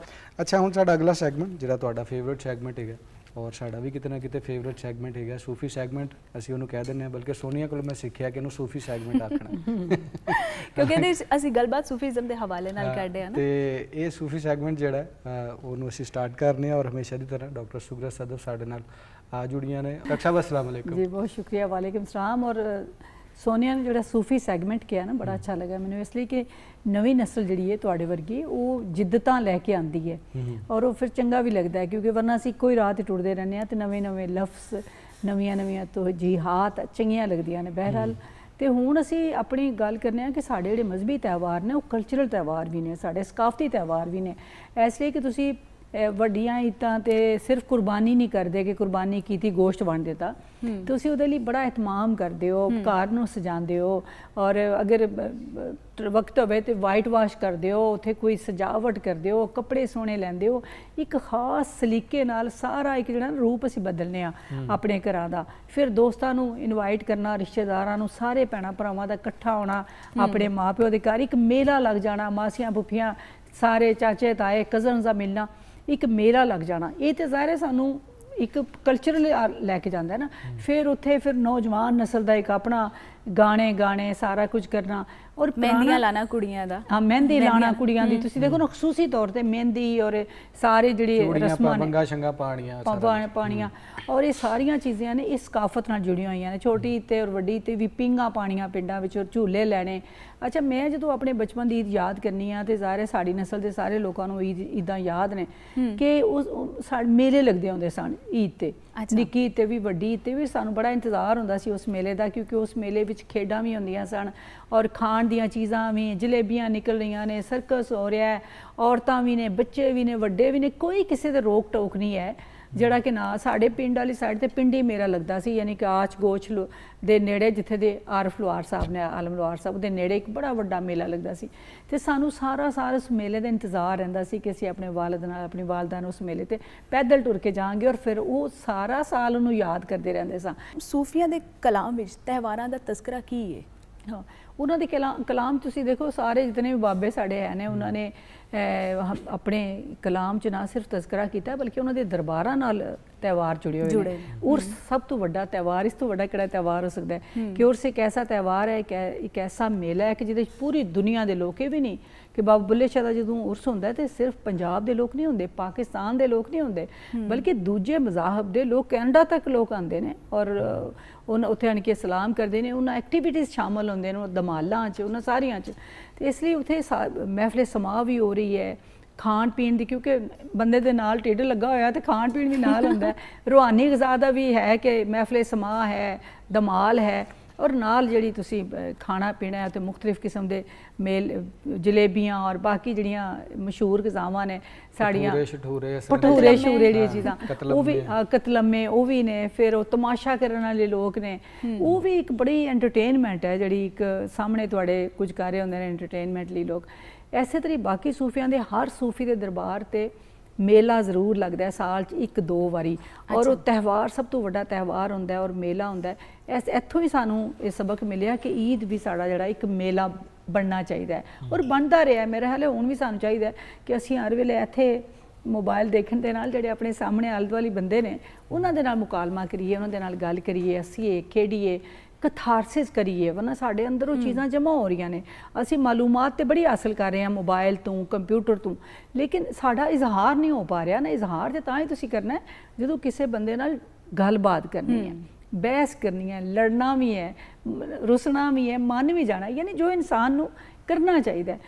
ਪੰਜਾਬ ਦੀ ਅਗਰ ਗੱਲ ਕਰੀਏ, ਪੰਜਾਬ ਦੇ ਵਸੇਬ ਦੀ ਗੱਲ ਕਰੀਏ, ਇਹਦੇ ਜਿਹੜੇ ਵਸੇਬੀ ਤਿਉਹਾਰ ਹੈਗੇ ਨੇ, ਜਿਵੇਂ ਲੋਹੜੀ ਹੋ ਗਿਆ, ਵਿਸਾਖੀ ਹੋ ਗਈ, ਉਹ ਕਿਹੜੇ ਇਸ ਤੋਂ ਇਲਾਵਾ ਹੋਰ ਕਿਹੜੇ ਨੇ? ਉਹਨਾਂ ਦੀ ਕੀ ਸਿਗਨੀਫੀਕੈਂਸ ਹੈ? ਉਹ ਕਿਉਂ ਹੁੰਦੇ ਨੇ ਔਰ ਕਿਉਂ ਮਨਾਉਣੇ ਚਾਹੀਦੇ ਨੇ? ਹਾਂ, ਮੇਰੇ ਹਾਲੇ ਕਿ ਸਾਡੇ ਸਾਰੇ ਵਿੱਚ ਅਸੀਂ ਨਾ ਬੜੀ ਇੱਕ ਰੱਜੀ ਹੋਈ ਧਰਤੀ ਦੇ ਵਾਰਿਸ ਹਾਂ। ਪੰਜਾਬ ਜਿਹੜੀ ਨਾ ਪੂਰੇ ਬਰੇਸੀਏ 'ਚ, ਪਹਿਲਾਂ ਵੀ ਕਈ ਵਾਰੀ ਗੱਲ ਕੀਤੀ ਕਿ ਪੂਰੇ ਬਰੇਸੀਏ 'ਚ ਸਭ ਤੋਂ ਜਿਹੜਾ ਚੰਗਾ ਜ਼ਮੀਨ ਦਾ ਟੁਕੜਾ ਹੈ ਨਾ ਉਹ ਪੰਜਾਬ ਹੈ। ਅੱਜ ਵੀ ਫੂਡ ਬਾਸਕਟ ਕਹਿੰਦੇ ਆ ਅੱਜ ਵੀ। ਤੇ ਇਹ ਹਰ ਹਵਾਲੇ ਨਾਲ ਸਰਸਬਜ਼ ਦਰਿਆਵਾਂ ਦੀ ਸਰਜ਼ਮੀਨ ਔਰ ਸੋਨਾ ਉਗਲਣ ਵਾਲੀ ਸਰਜ਼ਮੀਨ ਤੇ ਇਲਮ, ਫਨ, ਅਦਬ, ਤਸਵੁਫ ਹਰ ਹਵਾਲੇ ਨਾਲ ਇੱਕ ਪੂਰੀ ਦੁਨੀਆ ਵਿੱਚ ਇੱਕ ਮਿਸਾਲ ਹੈ। ਕਿਉਂਕਿ ਤੁਸੀਂ ਦੇਖੋ ਨਾ ਕਿ ਦੁਨੀਆ ਜਦੋਂ ਹਨੇਰਿਆਂ 'ਚ ਸੀ ਤੇ ਇੱਥੇ ਟੈਕਸਲਾ ਦੀ ਯੂਨੀਵਰਸਿਟੀ, ਰਿਆਜ਼ੀ ਦੇ ਅਸੂਲ ਬਾਂਡੇ ਨੇ, ਹੁਣ ਤੱਕ ਉਹ ਹੀ ਅਸੂਲ ਚੱਲ ਰਹੇ ਨੇ। ਹੜੱਪਾ ਮੰਜੋ-ਦੜੋ ਕਿੱਡਾ ਡਿਵੈਲਪ, ਅੱਜ ਵੀ ਪਾਣੀ ਖਲੋਈ ਜਾਂਦਾ ਸੜਕ ਦੇ ਉੱਤੇ, ਲੇਕਿਨ ਉਸ ਜ਼ਮਾਨੇ 'ਚ ਉਹਨਾਂ ਅੰਡਰਗਰਾਉਂਡ। ਤੇ ਇਸ ਲਈ ਮੈਂ ਸਮਝਦੀ ਹਾਂ ਕਿ ਪੰਜਾਬ ਇੱਕ ਐਸੀ ਸਰਸਬਜ਼ ਧਰਤੀ ਹੈ ਕਿ ਰੱਜੀ ਹੋਈ ਧਰਤੀ ਹੈ ਨਾ। ਜਿਹੜੀ ਰੱਜੀ ਹੋਈ ਧਰਤੀ ਹੁੰਦੀ ਹੈ ਉਹਦੇ ਨਾਲ ਜਿਹੜੇ ਉਹਦੇ ਮੇਲੇ ਠੇਲੇ ਹੁੰਦੇ ਨੇ ਉਹ ਉਹਦੀਆਂ ਫਸਲਾਂ ਨਾਲ ਜੁੜੇ ਹੁੰਦੇ ਨੇ। ਤੇ ਸਾਡੇ ਬਹੁਤ ਸਾਰੇ ਮੇਲੇ ਜਿਹੜੇ ਨੇ ਉਹ ਸਾਡੀਆਂ ਫਸਲਾਂ ਦੀ ਕਿਸੇ ਕਟਾਈ, ਬਿਜਾਈ ਔਰ ਜਾਂ ਕਟਾਈ ਤੋਂ ਬਾਅਦ ਜਿਹੜੀ ਖੁਸ਼ਹਾਲੀ ਕਿਸਾਨ ਦੇਖਦਾ ਉਸ ਵੇਲੇ ਦੀ ਹੈ। ਤੇ ਫਿਰ ਮੌਸਮਾਂ ਦੇ ਨਾਲ ਜੁੜੀ ਹੋਈ, ਇਸ ਤਰ੍ਹਾਂ ਸਾਵਨ ਹੈ ਤੇ ਸਾਵਨ ਵੀ ਹੈ, ਸਾਵਨ ਦਾ ਆਉਣਾ ਵੀ ਖੁਸ਼ੀ ਦੀ ਅਲਾਮਤ ਪਰ ਹੈ। ਥੋੜਾ ਹਿਸਟੋਰੀਕਲ ਪਰਸਪੈਕਟਿਵ ਅਗਰ ਵੇਖੀਏ ਡਾਕਟਰ ਸਾਹਿਬ ਤੇ ਉਹ ਵੀ ਵਿੱਚ ਕਿਤੇ ਨਾ ਕਿਤੇ ਕਨੈਕਟ ਹੁੰਦਾ ਹੈ। ਜਿਵੇਂ ਅਗਰ ਸਰਦੀਆਂ ਦਾ ਤਿਉਹਾਰ ਸਾਡਾ ਲੋਹੜੀ, ਉਹਦੇ ਵਿੱਚ ਅਸੀਂ ਦੁੱਲੇ ਭੱਟੀ ਨੂੰ ਯਾਦ ਕਰਨੇ ਆ। ਉਹ ਬਿਲਕੁਲ ਮੈਂ ਉਹ ਗੱਲ ਕਰ ਰਹੀ ਸੀ ਕਿ ਨਾਲ ਤਿਉਹਾਰਾਂ ਦੇ ਨਾਲ ਅਸੀਂ ਸਾਡੇ ਜਿਹੜੇ ਫਰੀडम ਫਾਈਟਰਸ ਨੇ, ਸਾਡੇ ਜਿਹੜੇ ਵੱਡੇ ਮਤਲਬ ਹੈ ਕਿ ਅਹਿਮਦ ਖਾਨ ਖਰਲ ਔਰ ਸਾਰੇ ਜਿਤਨੇ ਵੀ ਸਾਡੇ ਹੈ ਨੇ, ਬੇਸ਼ੁਮਾਰ ਸਾਡੇ ਕੋਲ ਐਸੇ ਵੱਡੇ ਨਾਂ ਨੇ ਕਿ ਜਿਨ੍ਹਾਂ ਨੇ ਆਪਣੀ ਜਿੱਦੋ-ਜਹਿਦ ਨਾਲ ਮੁਰਾਦ ਫਤਿਆਣਾ, ਜਸਰਤ ਜੀ ਖੋਖਰ, ਬਿਲਕੁਲ ਆਪਣੀ ਜਾਨ ਦੀ ਕੁਰਬਾਨੀ ਦੇ ਕੇ ਤੇ ਨਾ ਸਿਰਫ ਆਪਣੇ ਲੋਕਾਂ ਨੂੰ ਬਚਾਇਆ ਬਲਕਿ ਇੱਕ ਮਿਸਾਲ ਕਾਇਮ ਕੀਤੀ। ਅਬਦੁੱਲਾ ਭੱਟੀ ਤੁਸੀਂ ਨਾਂ ਲਿਆ ਤੇ ਤੁਸੀਂ ਦੇਖੋ ਉਹਨਾਂ ਨੇ ਹਿੰਦੂ ਕੁੜੀਆਂ ਦੀ ਜਾਨ ਬਚਾਈ ਸੀ ਔਰ ਇੱਕ ਮਿਸਾਲ ਕਾਇਮ ਕੀਤੀ ਕਿ ਇਨਸਾਨੀਅਤ ਨੂੰ ਅਸੀਂ ਕਿਤਨਾ ਮੰਨਦੇ ਹਾਂ। ਔਰ ਇੱਥੋਂ ਹੀ ਸਾਨੂੰ ਉਸ ਦੌਰ ਦੇ ਪੰਜਾਬ ਦਾ ਪਤਾ ਲੱਗਦਾ। ਇਸੇ ਤਰ੍ਹਾਂ ਵਾਰਿਸ ਸ਼ਾਹ ਨੂੰ ਪੜ੍ਹੋ, ਤੁਹਾਨੂੰ ਪਤਾ ਲੱਗੇਗਾ ਉੱਥੇ ਕੋਈ ਤਖਸੀਸ ਨਹੀਂ, ਤਕਸੀਮ ਨਹੀਂ, ਉਹ ਸਾਰੀ ਦੁਨੀਆ ਨਾਲ ਇੱਕੋ ਜਿਹਾ ਸਲੂਕ ਹੈ, ਇੱਕੋ ਜਿਹਾ। ਤੇ ਮੈਂ ਇਹ ਸਮਝਦੀ ਹਾਂ ਕਿ ਜਿਹੜੇ ਸਾਡੇ ਤਿਉਹਾਰ ਨੇ ਉਹ ਖੁਸ਼ੀ ਦੇ ਤਿਉਹਾਰ ਨੇ, ਮੁਹੱਬਤ ਦੇ ਤਿਉਹਾਰ ਨੇ, ਅਮਨ ਦੇ ਤਿਉਹਾਰ ਨੇ। ਅਤੇ ਬੜੇ ਘੱਟ ਐਸੇ ਵਾਕਿਆਤ ਨੇ, ਜਿਸ ਤਰ੍ਹਾਂ ਜਲਿਆਂਵਾਲਾ ਬਾਗ ਹੈ, ਉਹਦੇ ਅਸੀਂ ਦੁੱਖ ਮਨਾਉਂਦੇ ਹਾਂ ਜਾਂ ਹੋਰ ਕੁਝ। ਲੇਕਿਨ ਤਿਉਹਾਰ ਸਾਡੇ ਸਾਰੇ ਜਿਹੜੇ ਨੇ, ਉਹ ਵਿਸਾਖੀ ਤੁਸੀਂ ਦੇਖੋ ਨਾ ਕਿੱਡਾ ਵੱਡਾ ਤਿਉਹਾਰ ਹੈ ਔਰ ਇਹ ਸਾਡਾ ਤਿਉਹਾਰ ਹੈ। ਇਹਨੂੰ ਤੁਸੀਂ ਇਹ ਨਾ ਕਹੋਗੇ ਸਿੱਖਾਂ ਦਾ ਜਾਂ ਹਿੰਦੂਆਂ ਦਾ ਤਿਉਹਾਰ ਹੈ, ਇਹ ਧਰਤੀ ਦਾ ਤਿਉਹਾਰ ਹੈ, ਧਰਤੀ ਦਾ ਤਿਉਹਾਰ ਔਰ ਸਦੀਆਂ ਤੋਂ ਮਨਾਇਆ ਜਾ ਰਿਹਾ ਸੀ। ਪੰਜਾਬ ਦਾ ਜ਼ਿਆਦਾ ਹਿੱਸਾ ਸਾਡੇ ਕੋਲ ਹੈ, ਇਸ ਲਈ ਅਸੀਂ ਖੁਦ ਹੀ ਇੱਕ ਜਿਹੜਾ ਨਾ ਛੱਡੀ ਜਾਂਦੇ ਹਾਂ ਜੀ ਇਹ ਤਾਂ ਫਲਾਣੇ ਦਾ ਤਿਉਹਾਰ ਹੈ, ਬਸੰਤ ਫਲਾਣੇ ਦਾ ਤਿਉਹਾਰ ਹੈ। ਸਾਰੇ ਸਾਡੇ ਤਿਉਹਾਰ ਨੇ ਕਿਉਂਕਿ ਧਰਤੀ ਨਾਲ ਜੁੜੇ ਹੋਏ ਤਿਉਹਾਰ ਨੇ। ਜਿਸ ਤਰ੍ਹਾਂ ਮੈਂ ਪਹਿਲਾਂ ਗੱਲ ਕੀਤੀ ਕਿ ਅਰਬ ਦੇ ਤਿਉਹਾਰ ਇੱਥੇ ਦੇ ਤਿਉਹਾਰ ਨਹੀਂ ਹੋ ਸਕਦੇ, ਨਾ ਇੱਥੇ ਦੇ ਤਿਉਹਾਰ ਜਿਹੜੇ ਨੇ ਉਹ ਅਰਬ ਦੇ ਹੋ ਸਕਦੇ ਨੇ, ਕਿਉਂਕਿ ਸਾਡੇ ਮੌਸਮ 'ਚ ਫਰਕ ਹੈ। ਤਿਉਹਾਰਾਂ ਲਈ ਖਾਸ ਮੌਸਮ, ਸਾਰੀਆਂ ਚੀਜ਼ਾਂ ਜ਼ਬਾਨ ਉਹ ਜ਼ਰੂਰੀ ਹੁੰਦੀਆਂ ਨੇ ਔਰ ਅਸੀਂ ਇਹ ਨਹੀਂ ਕਰ ਸਕਦੇ ਕਿ ਸਾਰੀ ਮੁਸਲਮਾਨ ਦੁਨੀਆ ਦੇ ਇੱਕ ਜਿਹੇ ਹੋ ਜਾਣ।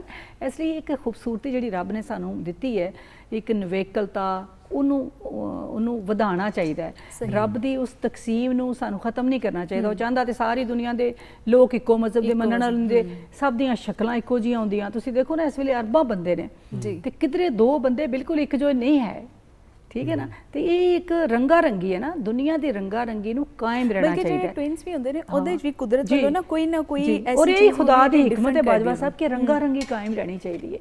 ਇਹ ਖੂਬਸੂਰਤੀ ਹੈ। ਇੱਕ ਰੰਗ ਦੇ ਫੁੱਲ ਵੀ ਸੋਹਣੇ ਲੱਗਦੇ ਨੇ ਲੇਕਿਨ ਬਹੁਤੇ ਰੰਗਾਂ ਦੇ ਫੁੱਲ ਲੱਗੇ ਹੋਣ ਤੇ ਉਹਨਾਂ ਦਾ ਇੱਕ ਆਪਣਾ ਹੁਸਨ ਹੈ।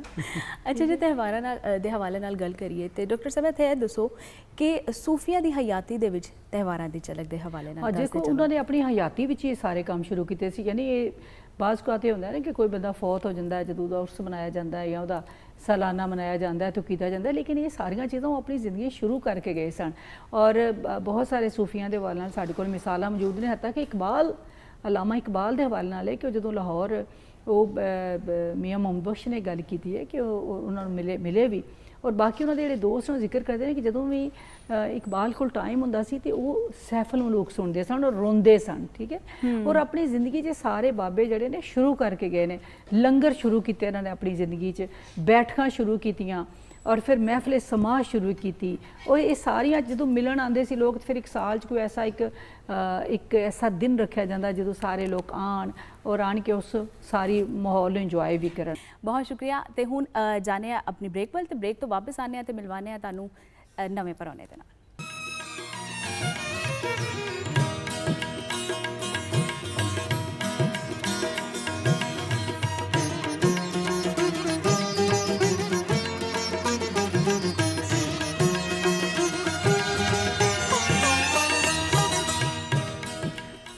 जी आया ਨੂੰ ਕਹਾਂਗੇ ਇੱਕ ਦਫਾ ਫੇਰ। ਪ੍ਰੋਗਰਾਮ ਦਾ ਨਾਮ ਹੈ ਅੱਜ ਦਾ ਮਹਿਮਾਨ। ਮੇਰਾ ਨਾਮ ਹੈ ਅਲੀ ਉਸਮਾਨ ਬਾਜਵਾ, ਸੋਨੀਆ ਸ਼ੇਖ ਮੇਰੇ ਨਾਲ ਮੌਜੂਦ ਨੇ ਔਰ ਪਹਿਲੇ ਡਾਕਟਰ ਸ਼ੁਗਰਾ ਸਦਫ ਸਾਡੇ ਨਾਲ ਮੌਜੂਦ ਸਨ ਔਰ ਉਹਨਾਂ ਦਾ ਅਸੀਂ ਸ਼ੁਕਰੀਆ ਅਦਾ ਕੀਤਾ, ਉਹ ਚਲੀਆਂ ਗਈਆਂ ਨੇ।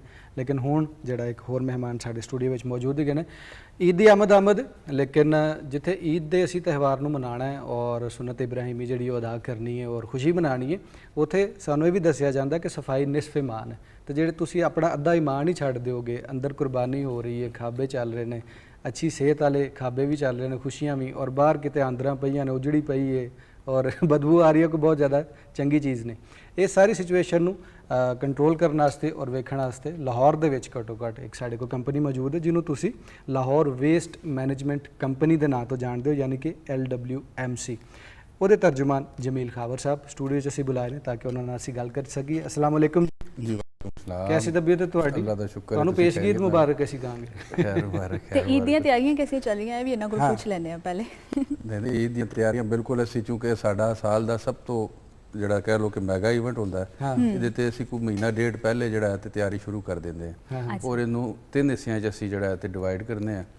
ਇੱਕ ਹੁੰਦਾ ਪ੍ਰੀ ਈਦ ਆਪਰੇਸ਼ਨ, ਇੱਕ ਡਿਊਰਿੰਗ ਈਦ ਆਪਰੇਸ਼ਨ ਤੇ ਇੱਕ after Eid operation. Pre Eid operation ਵਿੱਚ ਅਸੀਂ ਜਿਹੜਾ ਹੈ ਜੋ ਚੀਜ਼ਾਂ ਸਾਨੂੰ ਰਿਕੁਆਇਰਡ ਨੇ, ਜਿਹੜੀਆਂ ਚੀਜ਼ਾਂ ਸਾਨੂੰ ਚਾਹੀਦੀਆਂ ਨੇ, ਉਹ ਅਸੀਂ ਜਿਹੜਾ ਹੈ ਤੇ ਉਹ ਇਜ਼ਾਫੀ ਮਸ਼ੀਨਰੀ, ਯਾਨੀ ਹੁਣ ਅਸੀਂ 3500 ਜਿਹੜਾ ਤੇ ਕਰੀਬ ਇਜ਼ਾਫੀ ਪਿਕਅਪਸ ਲਾਵਾਂਗੇ ਈਦ ਦੇ 3 ਦਿਨਾਂ ਵਿੱਚ। ਉਸ ਤੋਂ ਇਲਾਵਾ ਐਕਸਕੇਵੇਟਰਸ, ਲੋਡਰਸ, ਡੰਪਰ, ਟਰੈਕਟਰ, ਟਰਾਲੀਜ਼, ਠੀਕ ਹੈ। ਔਰ ਇਹਦੇ ਨਾਲ ਅਸੀਂ ਜਿਹੜਾ ਚੂँਕਿ ਉਹ ਪ੍ਰੋਕਿਉਰਮੈਂਟ ਦਾ ਇੱਕ ਪ੍ਰੋਸੈਸ ਹੈ ਜਿਹੜਾ ਸਾਰਾ ਪੈਪਰਾਂ ਦੇ ਕਾਨੂੰਨ ਦੇ ਮੁਤਾਬਿਕ ਅਸੀਂ ਕਰਨਾ ਹੁੰਦਾ। ਜੋ ਸਾਡੀ ਡਿਮਾਂਡ ਇਸ ਆਪਰੇਸ਼ਨ ਲਈ, ਕਿਉਂਕਿ ਇਹ ਮੈਗਾ ਆਪਰੇਸ਼ਨ ਹੁੰਦਾ, ਨਾਰਮਲ ਰੂਟੀਨ ਦੇ ਦਿਨਾਂ 'ਚ ਅਸੀਂ 5,500 ਹਜ਼ਾਰ ਟਨ ਜਿਹੜਾ ਵੇਸਟ ਕਲੈਕਟ ਕਰਦੇ ਹਾਂ, ਲੇਕਿਨ ਈਦ ਦੇ 3 ਦਿਨਾਂ 'ਚ ਅਸੀਂ ਤਕਰੀਬਨ 50 ਤੋਂ 55 ਹਜ਼ਾਰ ਟਨ ਦਾ ਜਿਹੜਾ ਸਾਡਾ ਉਹ ਹੁੰਦਾ। ਔਰ ਉਹਦੇ ਲਈ ਫਿਰ ਰਿਸੋਰਸਿਸ ਵੀ ਜ਼ਿਆਦਾ ਚਾਹੀਦੇ ਹੁੰਦੇ ਨੇ ਔਰ ਕੋਸ਼ਿਸ਼ ਹੁੰਦੀ ਹੈ ਕਿ ਜਿੰਨੀ ਜਲਦੀ ਹੋ ਸਕੇ ਅਸੀਂ ਸ਼ਹਿਰ ਨੂੰ ਅਲਾਇਸ਼ਾਂ ਤੋਂ ਜਿਹੜਾ ਪਾਕ ਕਰ ਦਈਏ ਤਾਂ ਕਿ ਤਫਨ ਔਰ ਬਦਬੂ ਨਾ ਫੈਲੇ। ਬਿਲਕੁਲ। ਔਰ ਇਹ ਜਿਹੜੇ ਯੈਲੋ ਬੈਗ ਹੈਗੇ ਨੇ ਸਾਡੇ ਕੋਲ ਪਲਾਸਟਿਕ ਦੇ, ਇਹਦੇ ਬਾਰੇ ਵੀ ਥੋੜਾ ਜਿਹਾ ਦੱਸੋ ਕਿ ਇਹ ਤੁਸੀਂ ਕਿਸ ਤਰ੍ਹਾਂ ਡਿਸਟ੍ਰੀਬਿਊਟ ਕਰਦੇ ਹੋ, ਕਿਸ ਤਰ੍ਹਾਂ ਲੋਕਾਂ ਨੂੰ ਵਰਤਣੇ ਚਾਹੀਦੇ ਨੇ। ਹਰ ਈਦ ਤੇ ਅਸੀਂ ਵੇਖਨੇ ਆ, ਲੇਕਿਨ ਫਿਰ ਵੀ ਜਿਹੜੇ ਜਿਨ੍ਹਾਂ ਨੂੰ ਨਹੀਂ ਪਤਾ ਜਾਂ ਪਿੰਡਾਂ 'ਚ ਲੋਕ ਬੈਠੇ ਨੇ ਉਹ ਜਾਣ ਸਕਣ। ਇਹ ਜੀ ਅਸੀਂ ਤਕਰੀਬਨ ਲਾਹੌਰੀਆਂ ਲਈ 15 ਲੱਖ ਜਿਹੜਾ ਇਹ ਬੈਗ ਜਿਹੜਾ ਹੈ ਅਸੀਂ ਡਿਸਟ੍ਰੀਬਿਊਟ ਕਰਾਂਗੇ ਔਰ ਇਹ ਫ੍ਰੀ ਜਿਹੜਾ ਲੋਕਾਂ ਨੂੰ ਦਿੱਤਾ ਜਾਏਗਾ। ਅੱਛਾ। ਇਹ ਘਰ ਜਾ ਕੇ ਕਰ ਸਾਡੇ ਤਕਰੀਬਨ ਨਾ 290 ਜਿਹੜਾ ਹੈ ਨਾ ਯੂਨੀਅਨ ਕੌਂਸਲਾਂ 'ਚ ਕੈਂਪ ਲੱਗੇ ਹੋਣਗੇ, ਹਰ ਯੂਨੀਅਨ ਕੌਂਸਲ 'ਚ, ਠੀਕ ਹੈ। ਉੱਥੋਂ ਲਿਜਾ ਕੇ ਆਪਣਾ ਲੋਕ ਆਪਣਾ ਸ਼ਨਾਖਤੀ ਕਾਰਡ ਲਿਜਾ ਕੇ ਉੱਥੋਂ ਜਿਹੜਾ ਹੈ ਤੇ ਇਹ ਕਲੈਕਟ ਕਰ ਸਕਦੇ ਨੇ। ਇਸ ਤੋਂ ਇਲਾਵਾ ਅਸੀਂ ਇਸ ਟਾਈਮ ਜਿਹੜੇ ਮਵੇਸ਼ੀ ਮੰਡੀਆਂ ਨੇ, ਅਸੀਂ ਪਹਿਲੀ ਵਾਰੀ ਮਵੇਸ਼ੀਆਂ ਮੰਡੀਆਂ 'ਚ ਵੀ ਜੋ ਲੋਕ ਜਾਨਵਰ ਲੈ ਕੇ ਜਾਂਦੇ ਨੇ ਉਹਨਾਂ ਨੂੰ ਉੱਥੇ ਸਾਡਾ ਕੈਂਪ ਲੱਗਿਆ ਹੋਇਆ ਹੈ, ਜਿਹੜਾ ਕਿ ਉਹਨਾਂ ਨੂੰ ਦੇ ਰਿਹਾ ਜੀ ਕਿ ਇਹ ਤੁਸੀਂ ਜਿਹੜਾ ਹੈ ਤੇ ਆਪਣਾ ਇਹਦੀ ਜਿਹੜੀਆਂ ਲਾਇਸ਼ਾਂ ਨੇ ਔਰ ਇਹਦੇ ਜਿੱਤੇ ਵੀ ਬਾਕੀ ਜਿਹੜੇ ਫਜ਼ਲਾਤ ਨੇ ਉਹ ਤੁਸੀਂ ਸ਼ਾਪਰ 'ਚ ਪਾ ਕੇ ਜਾਂ ਤੇ ਸਾਡੇ ਅਮਲੇ ਦੇ ਹਵਾਲੇ ਕਰਨੇ ਨੇ, ਜਾਂ ਤੇ ਜਿਹੜਾ ਹੈ ਤੁਸੀਂ ਆਪਣਾ ਸਾਡਾ ਜਿਹੜਾ ਕਰੀਬੀ ਕੂੜੇਦਾਨ ਹੈ ਉਹਦੇ ਜਿਹੜਾ ਇਹਨੂੰ ਸੁੱਟਣਾ ਹੈ। ਔਰ ਹੈਲਪਲਾਈਨ ਵੀ ਨਾਲ ਹੀ ਦੱਸ ਦਿਓ ਜੀ। ਬਿਲਕੁਲ, ਸਾਡੀ ਹੈਲਪਲਾਈਨ ਹੈ ਜੀ 1139। ਅਗਰ ਕਿਸੇ ਨੂੰ ਸ਼ਿਕਾਇਤ ਹੈ ਸਫਾਈ ਦੇ ਹਵਾਲੇ ਨਾਲ ਕਿਸੇ ਵੀ ਕਿਸਮ ਦੀ ਤੇ ਉਹ ਸਾਡੀ ਜਿਹੜੀ ਹੈਲਪਲਾਈਨ ਹੈ 1139 ਉਹਦੇ ਤੇ ਕਾਲ ਕਰੇ ਔਰ ਇਨਸ਼ਾਅੱਲਾ ਉਹਦੀ ਜਿਹੜੀ 1139 ਥੋੜਾ ਹੌਲੀ ਦੱਸ ਦਈਏ ਨਾ, ਤੁਸੀਂ ਇਹਨੂੰ 1139 ਵੀ ਕਹਿ ਸਕਦੇ ਹੋ। 1139 ਤੇ ਕਾਲ ਕਰਨੀ ਹੈ ਜੀ। ਅੱਛਾ, ਕੋਈ ਵੀ ਜਿਹਨੂੰ ਕੰਪਲੇਨ ਹੈ ਉਹ ਰਜਿਸਟਰਡ ਕਰਵਾ ਸਕਦਾ ਹੈ ਇੱਥੇ। ਜੀ ਬਿਲਕੁਲ, ਜਿਹੜਾ 1139 ਤੇ ਔਰ ਉਹ ਉਦੋਂ ਤੱਕ ਬਲਿੰਕ ਰੈਡ ਹੁੰਦੀ ਰਹਿੰਦੀ ਜਦੋਂ ਤੱਕ ਉਹ ਦੁਬਾਰਾ ਉਸ ਬੰਦੇ ਨੂੰ ਫੋਨ ਕਰਕੇ ਪੁੱਛਿਆ ਨਹੀਂ ਜਾਂਦਾ ਕਿ ਤੁਹਾਡੀ ਕੰਪਲੇਨ ਰਿਜ਼ੋਲਵ ਹੋ ਗਈ ਔਰ ਉਹਦੀ ਰਿਕਾਰਡਿੰਗ ਮੌਜੂਦ ਹੁੰਦੀ ਹੈ ਔਨ ਰਿਕਾਰਡ, ਸਾਰਾ ਕੰਪਿਊਟਰਾਈਜ਼ ਸਿਸਟਮ ਹੁੰਦਾ।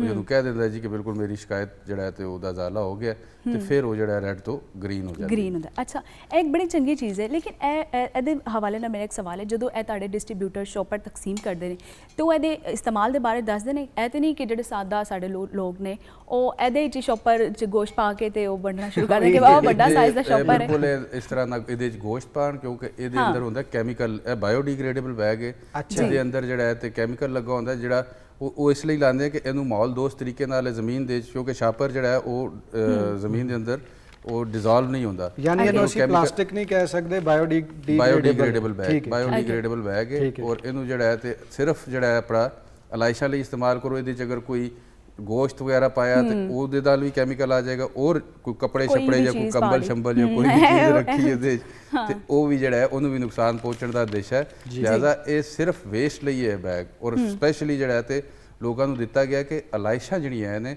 ਉਹ ਇਹਦੇ 'ਚ ਪਾ ਕੇ ਤੇ ਇਹਨੂੰ ਬੰਨ੍ਹ ਕੇ ਤੇ ਸਾਡੇ ਅਮਲੇ ਦੇ ਹਵਾਲੇ ਕਰਨ ਜਾਂ ਕਰੀਬੀ ਕੂੜੇਦਾਨ ਜਿਹੜਾ ਹੈ ਤੇ ਸੁੱਟ ਦੇਣ, ਤਾਂ ਕਿ ਜਿੰਨੀ ਜਲਦੀ ਹੋਏ ਉੱਥੋਂ ਤਾਫਨ ਜਿਹੜਾ ਹੈ ਤੇ ਅਸੀਂ ਇਹਨਾਂ ਨੂੰ ਪਿਕ ਕਰੀਏ। ਇਹਨਾਂ ਨੂੰ ਜਿੰਨਾ ਚੁੱਕਣਾ ਆਸਾਨ ਹੋਏਗਾ ਔਰ ਵੈਸੇ ਵੀ ਅਸੀਂ ਤੇ ਬਾਰਿਸ਼ ਆ ਰਹੀ, ਜਿੰਨਾ ਸਾਡੇ ਵਰਕਰ ਦਾ ਕੰਮ ਆਸਾਨ ਹੋਏਗਾ, ਇਹ ਸਾਡਾ ਵਰਕਰ ਸਾਡਾ ਹੀਰੋ ਹੈ, ਬਲਕਿ ਪੂਰੇ ਮਾਸ਼ਰੇ ਦਾ ਹੀਰੋ ਹੈ, ਪੂਰੀ ਕੌਮ ਦਾ ਹੀਰੋ ਹੈ, ਜਿਹੜਾ ਸਭ ਤੋਂ ਮੁਸ਼ਕਲ ਕੰਮ ਕਰਦਾ, ਦੂਜਿਆਂ ਦਾ ਗੰਦ ਜਿਹੜਾ ਹੈ ਤੇ ਉਹ ਚੁੱਕ ਰਿਹਾ ਹੁੰਦਾ।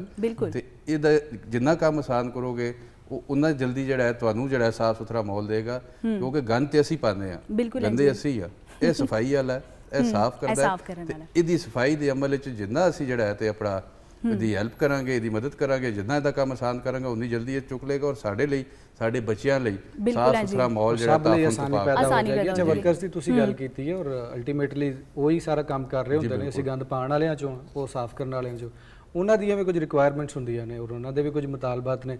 ਵਰਕਰ ਤੁਹਾਡੇ ਬਿਲਕੁਲ ਹੈਪੀ ਨੇ, ਈਦ ਉਹਨਾਂ ਦੀ ਵੀ ਥੋੜੀ ਮੁਸ਼ਕਿਲ ਗੁਜ਼ਰਦੀ ਹੈ ਔਰ ਸਿਸਟਮ ਤੁਹਾਡਾ ਕੰਪਨੀ ਦਾ ਠੀਕ ਚੱਲਦਾ ਪਿਆ? ਜੀ ਬਿਲਕੁਲ, ਵਰਕਰ ਅਲਹਮਦੁਲਿਲਾ ਉਹਨਾਂ ਨੂੰ ਜਿਹੜਾ ਤੇ ਹਕੂਮਤ ਨੇ ਜਿਹੜਾ ਐਲਾਨ ਕੀਤਾ ਸੀ ਕਿ ਬਈ ਈਦ ਤੋਂ ਪਹਿਲੇ ਸਾਰਿਆਂ ਨੂੰ ਤਨਖਾਹਾਂ ਦੇ ਦੇਣੀਆਂ ਨੇ ਉਹ ਦਿੱਤੀਆਂ ਨੇ। ਉਹਨਾਂ ਦੇ ਹੈਲਥ ਐਂਡ ਸੇਫਟੀ ਦੇ ਜਿਹੜੇ ਬਾਕੀ ਜਿਹੜੇ ਹੈ ਨੇ ਅਸੂਲ ਉਹਨਾਂ ਦਾ ਬਹੁਤ ਖਿਆਲ ਰੱਖਿਆ ਜਾਂਦਾ ਹੈ। ਅੱਛਾ। ਉਹਨਾਂ ਦੀ ਬਾਕੀ ਹਰ ਚੀਜ਼ ਦਾ, ਉਹਨਾਂ ਦੇ ਇਲਾਜ ਮੁਆਲਜੇ ਦਾ, ਸਾਰੀਆਂ ਚੀਜ਼ਾਂ ਦਾ ਜਿਹੜਾ ਹੈ ਬੜਾ ਖਿਆਲ ਰੱਖਿਆ ਜਾਂਦਾ, ਕਿਉਂਕਿ ਇਹੀ ਸਾਡੇ ਅਸਲ ਹੀਰੋਜ਼ ਨੇ, ਇਹੀ ਸਾਡੇ ਵਰਕਰ ਜਿਹੜਾ ਹੈ ਨਾ ਸਾਡਾ ਕੀਮਤੀ ਸਾਥੀ ਨੇ, ਬਲਕਿ ਮੈਂ ਤਾਂ ਕਹਾਂਗਾ ਸਾਡੇ ਮਾਥੇ ਦਾ ਝੂਮਰ ਨੇ। ਸਹੀ। ਅੱਛਾ, ਤੁਸੀਂ ਵੇਸਟ ਮੈਨੇਜਮੈਂਟ ਕੰਪਨੀ ਦੇ ਤਰਜਮਾਨ ਹੋ, ਮੈਨੂੰ ਇਹ ਦੱਸੋ ਕਿ ਇਸ ਈਦ ਤੇ ਤਿਆਰੀਆਂ ਦੇ ਹਵਾਲੇ ਨਾਲ ਤੁਸੀਂ ਕਿੰਨੇ ਮੁਤਮਈਨ ਹੋ?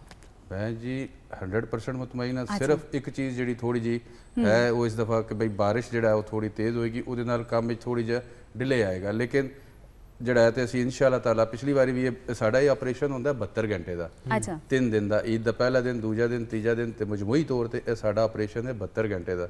ਪਿਛਲੀ ਵਾਰੀ ਵੀ ਅਸੀਂ ਕੋਈ ਕਬਲ ਅਜ਼ ਵਕਤ ਆਪਰੇਸ਼ਨ ਮੁਕੰਮਲ ਕਰ ਲਿਆ ਸੀ।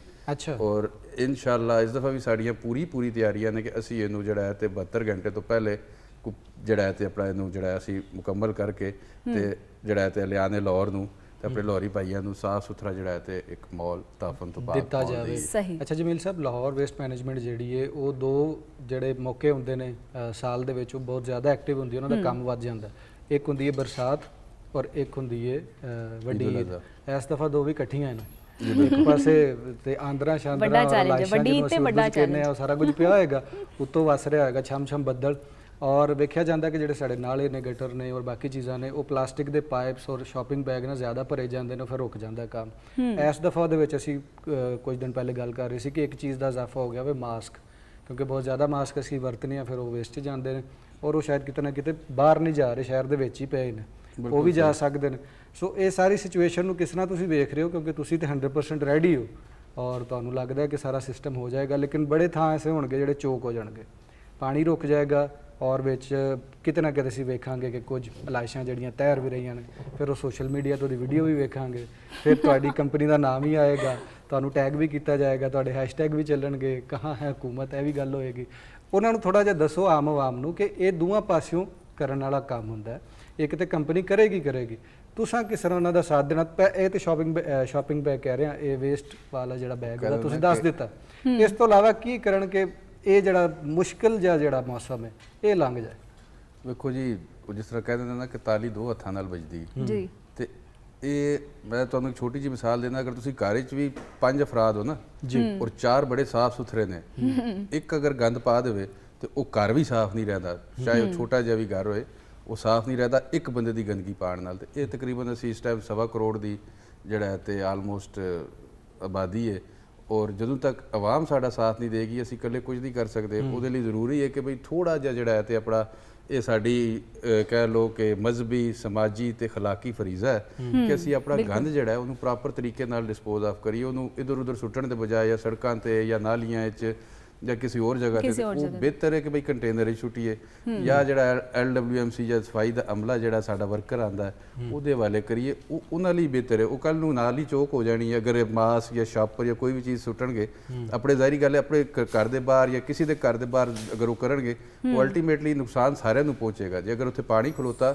ਤੇ ਉਹ ਬਹੁਤ ਬਦਬੂ ਸਾਰਿਆਂ ਨੂੰ ਆਏਗੀ, ਮੱਖੀ ਮੱਛਰ ਜਿਹੜਾ ਹੈ ਉੱਥੇ ਜਿਹੜਾ ਹੈ ਸਾਰਾ ਉਹਨੇ ਨਹੀਂ ਮੱਛਰ ਜਾਂ ਮੱਖੀ ਨੇ ਇਹ ਨਹੀਂ ਵੇਖਣਾ ਕਿ ਬਈ ਮੈਂ ਜਿਹੜਾ ਹੈ ਤੇ ਆਪਣਾ ਤੁਹਾਡੇ ਘਰ ਜਾ ਰਹੀ ਜਾਂ ਮੇਰੇ ਘਰ ਆ ਰਹੀ, ਉਹਨੇ ਹਰ ਘਰ ਮਿਲੇ ਉਹਨੇ ਘਰ ਜਾਣਾ। ਔਰ ਉੱਥੇ ਉਹ ਫਿਰ ਸਾਡੇ ਹੀ ਬੱਚੇ ਨੇ, ਸਪੈਸ਼ਲੀ ਬੱਚੇ ਤੁਹਾਨੂੰ ਪਤਾ ਕਿ ਬਾਈ ਬਾਹਰ ਖੇਡਦੇ ਕੂਦਦੇ ਨੇ, ਉਹਨਾਂ ਦੀ ਉਮਰ ਹੀ ਐਸੀ ਹੁੰਦੀ, ਤੇ ਉਹ ਫਿਰ ਉਹਨਾਂ ਦੇ ਲਈ ਜਿਹੜਾ ਹੈ ਤੇ ਆਪਣਾ ਆਪਣੇ ਬੱਚਿਆਂ ਨੂੰ ਅਗਰ ਤੁਸੀਂ ਸਾਫ਼ ਸੁਥਰਾ ਮਾਹੌਲ ਦੇਣਾ ਚਾਹੁੰਦੇ ਹੋ, ਥੋੜੇ ਜਿਹੇ ਜਿਹੜਾ ਹੈ ਤੇ ਸਫਾਈ ਦੇ ਜਿਹੜਾ ਵੇਸਟ ਹੈ ਉਹਨੂੰ ਪ੍ਰੋਪਰ ਤਰੀਕੇ ਨਾਲ ਹੌਲਾ ਰੱਖਦੇ ਹੋ। ਕਿ ਤੁਸੀਂ ਕਹਿ ਰਹੇ ਹੋ ਥੋੜਾ ਜਿਹਾ, ਮੈਂ ਕਹਾਂਗਾ ਬਹੁਤਾ ਸਫਾਈ ਬਹੁਤ ਹੋਣੀ ਚਾਹੀਦੀ ਹੈ, ਕਦੇ ਵੀ ਥੋੜੀ ਨਹੀਂ ਹੋਣੀ ਚਾਹੀਦੀ। ਅੱਛਾ, ਇੱਥੋਂ ਹੀ ਮੈਨੂੰ ਇੱਕ ਗੱਲ ਤੁਸੀਂ ਦੱਸੋ ਕਿ ਜਿਵੇਂ ਬਾਬਡਾ ਹਵਾਲੇ ਨਾਲ ਵੇਖੀਏ ਜਾਂ ਤੁਸੀਂ ਦੇਖ ਲਓ ਕਿ ਟ੍ਰੈਫਿਕ ਪੁਲਿਸ ਉਸੇ ਟਾਈਮ ਚਲਾਨ ਕਰ ਦਿੰਦੀ, ਕੀ ਇਹ ਤੁਹਾਡੇ ਇਦਾਰੇ ਨੇ ਕੋਈ ਜਿਵੇਂ ਸਾਡੇ ਸਾਥੀ ਸੰਗੀ ਜਾਂ ਕੋਈ ਵੀ ਬਾਹਰ ਵੇਖਦੇ ਨੇ ਜਾ ਕੇ ਕੋਈ ਨਹੀਂ ਹੈਗਾ ਤੇ ਉੱਥੇ ਜਿਹੜਾ ਫਜ਼ਾ ਜਾਂ ਸੁੱਟਦਾ ਹੈ, ਕੋਈ ਐਸਾ ਹੈ ਸਿਸਟਮ ਕਿ ਉਹਨੂੰ ਉਸੇ ਟਾਈਮ ਜੁਰਮਾਨਾ ਕੀਤਾ ਜਾਏ? ਜੀ ਬਿਲਕੁਲ, ਇਨਫੋਰਸਮੈਂਟ ਵਿੰਗ ਹੈ ਸਾਡਾ, ਲੇਕਿਨ ਉਹ ਇੰਨਾ ਮੁਤਹਰਕ ਨਹੀਂ ਹੈ। ਲੇਕਿਨ ਹੁਣ ਜਿਹੜੀ ਹਾਲੀਆ ਸਾਡੀ ਬੋਰਡ ਦੀ ਇਜਲਾਸ ਦੀ ਮੀਟਿੰਗ ਹੋਈ, ਉਹਦੇ ਵਿੱਚ ਇਹ ਫੈਸਲਾ ਕੀਤਾ ਗਿਆ ਕਿ ਇਨਫੋਰਸਮੈਂਟ ਨੂੰ ਥੋੜਾ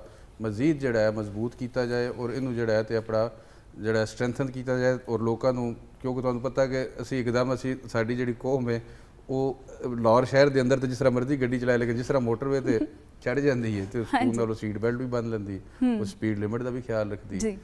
ਇਹ ਹੋਣਾ ਚਾਹੀਦਾ ਸਟਿਕ ਐਂਡ ਕੈਰਟ ਜਿਹੜਾ ਹੈ ਕਿ ਬਈ ਜਿਹੜਾ ਅਗਰ ਕੋਈ, ਔਰ ਮੈਂ ਦੂਸਰੇ ਪਾਸੇ ਅਗਰ ਜਿਹੜਾ ਕੋਈ ਅੱਛਾ ਕਰਦਾ ਸਫਾਈ ਦਾ ਖਿਆਲ ਰੱਖਦਾ ਉਹਨੂੰ ਕੋਈ Appreciate ਵੀ ਕਰਨਾ। ਸਰਟੀਫਿਕੇਟ, ਕੋਈ ਜਿਹੜਾ ਸ਼ੀਲਡ, ਕੋਈ ਸਨਅਤ, ਕੋਈ ਇਸ ਤਰ੍ਹਾਂ ਦੀ ਚੀਜ਼ਾਂ ਉਹ ਕੀਤੀਆਂ ਜਾਣ ਜਿਹਦੇ ਨਾਲ ਉਹਦੀ ਹੌਸਲਾ ਅਫਜ਼ਾਈ ਹੋਏ ਔਰ ਬਾਕੀ ਲੋਕ ਵੀ ਜਿਹੜਾ ਹੈ ਤੇ ਆਪਣਾ ਫਿਰ ਇਸ ਮੁਹਿੰਮ ਵਿੱਚ ਸ਼ਾਮਿਲ ਹੋਣ। ਜੀ। ਇਨਸ਼ਾਅੱਲਾ ਇਹਦੇ ਤੇ ਵੀ ਕੰਮ ਚੱਲ ਰਿਹਾ ਹੈ। ਕੰਮ ਹੋਣਾ ਅੱਛਾ, ਇਹਦੇ ਚਾਹੀਦਾ ਤੇ ਕੰਮ ਚੱਲ ਬਿਲਕੁਲ। ਰਿਹਾ, ਔਰ 1139 ਮੈਂ ਦੁਬਾਰਾ ਨੰਬਰ ਦੁਹਰਾ ਦਿਆਂਗਾ, ਜੇ ਤੁਹਾਨੂੰ ਕੋਈ ਮਸਲਾ ਹੋਵੇ ਵੱਡੀ ਈਦ ਦੇ ਉੱਤੇ ਬਹੁਤ ਜ਼ਿਆਦਾ ਹੀ ਬਦਬੂ ਫੈਲ ਗਈ ਹੈ ਔਰ ਜਾਂ ਗਲੀ ਮੁਹੱਲੇ ਜ਼ਿਆਦਾ ਕੋਈ ਗੰਦ ਪੈ ਮਸਲਾ ਗਿਆ ਹੋ ਤੇ ਗਿਆ, ਤੁਸੀਂ ਪਾਣੀ ਰੁਕ ਗਿਆ ਜਾਂ ਹੋਰ ਇਸ ਤਰ੍ਹਾਂ ਦੀਆਂ ਚੀਜ਼ਾਂ ਹੋ ਸਕਦੀਆਂ ਨੇ, ਤੇ 1139 ਔਰ ਆਪਣੇ ਪ੍ਰੋਡਿਊਸਰ ਸਜਾਦ ਬੁਖਾਰੀ ਸਾਹਿਬ ਨੂੰ ਗੁਜ਼ਾਰਿਸ਼ ਕਰਾਂਗੇ ਕਿ ਕੋਈ ਅਗਰ ਸਕਰੀਨ ਦੇ ਉੱਤੇ 1139 ਹੈਲਪਲਾਈਨ ਆ ਜਾਏ ਤੇ ਉਹ ਵੀ ਵਧੀਆ ਹੋ ਜਾਏਗਾ, ਜਾਂ 113 ਦੇ ਉੱਤੇ ਤੁਸੀਂ ਰਾਬਤਾ ਕਰਕੇ ਤੇ ਲਾਹੌਰ ਦੇ ਵਿੱਚ ਜਿਹੜੇ ਲਾਹੌਰ ਦੇ ਵਸਨੀਕ ਨੇ ਉਹ ਜਿਹੜਾ ਆਪਣਾ ਕੰਮ ਉਹ ਜ਼ਰੂਰ ਕਰਵਾ ਸਕਦੇ ਨੇ।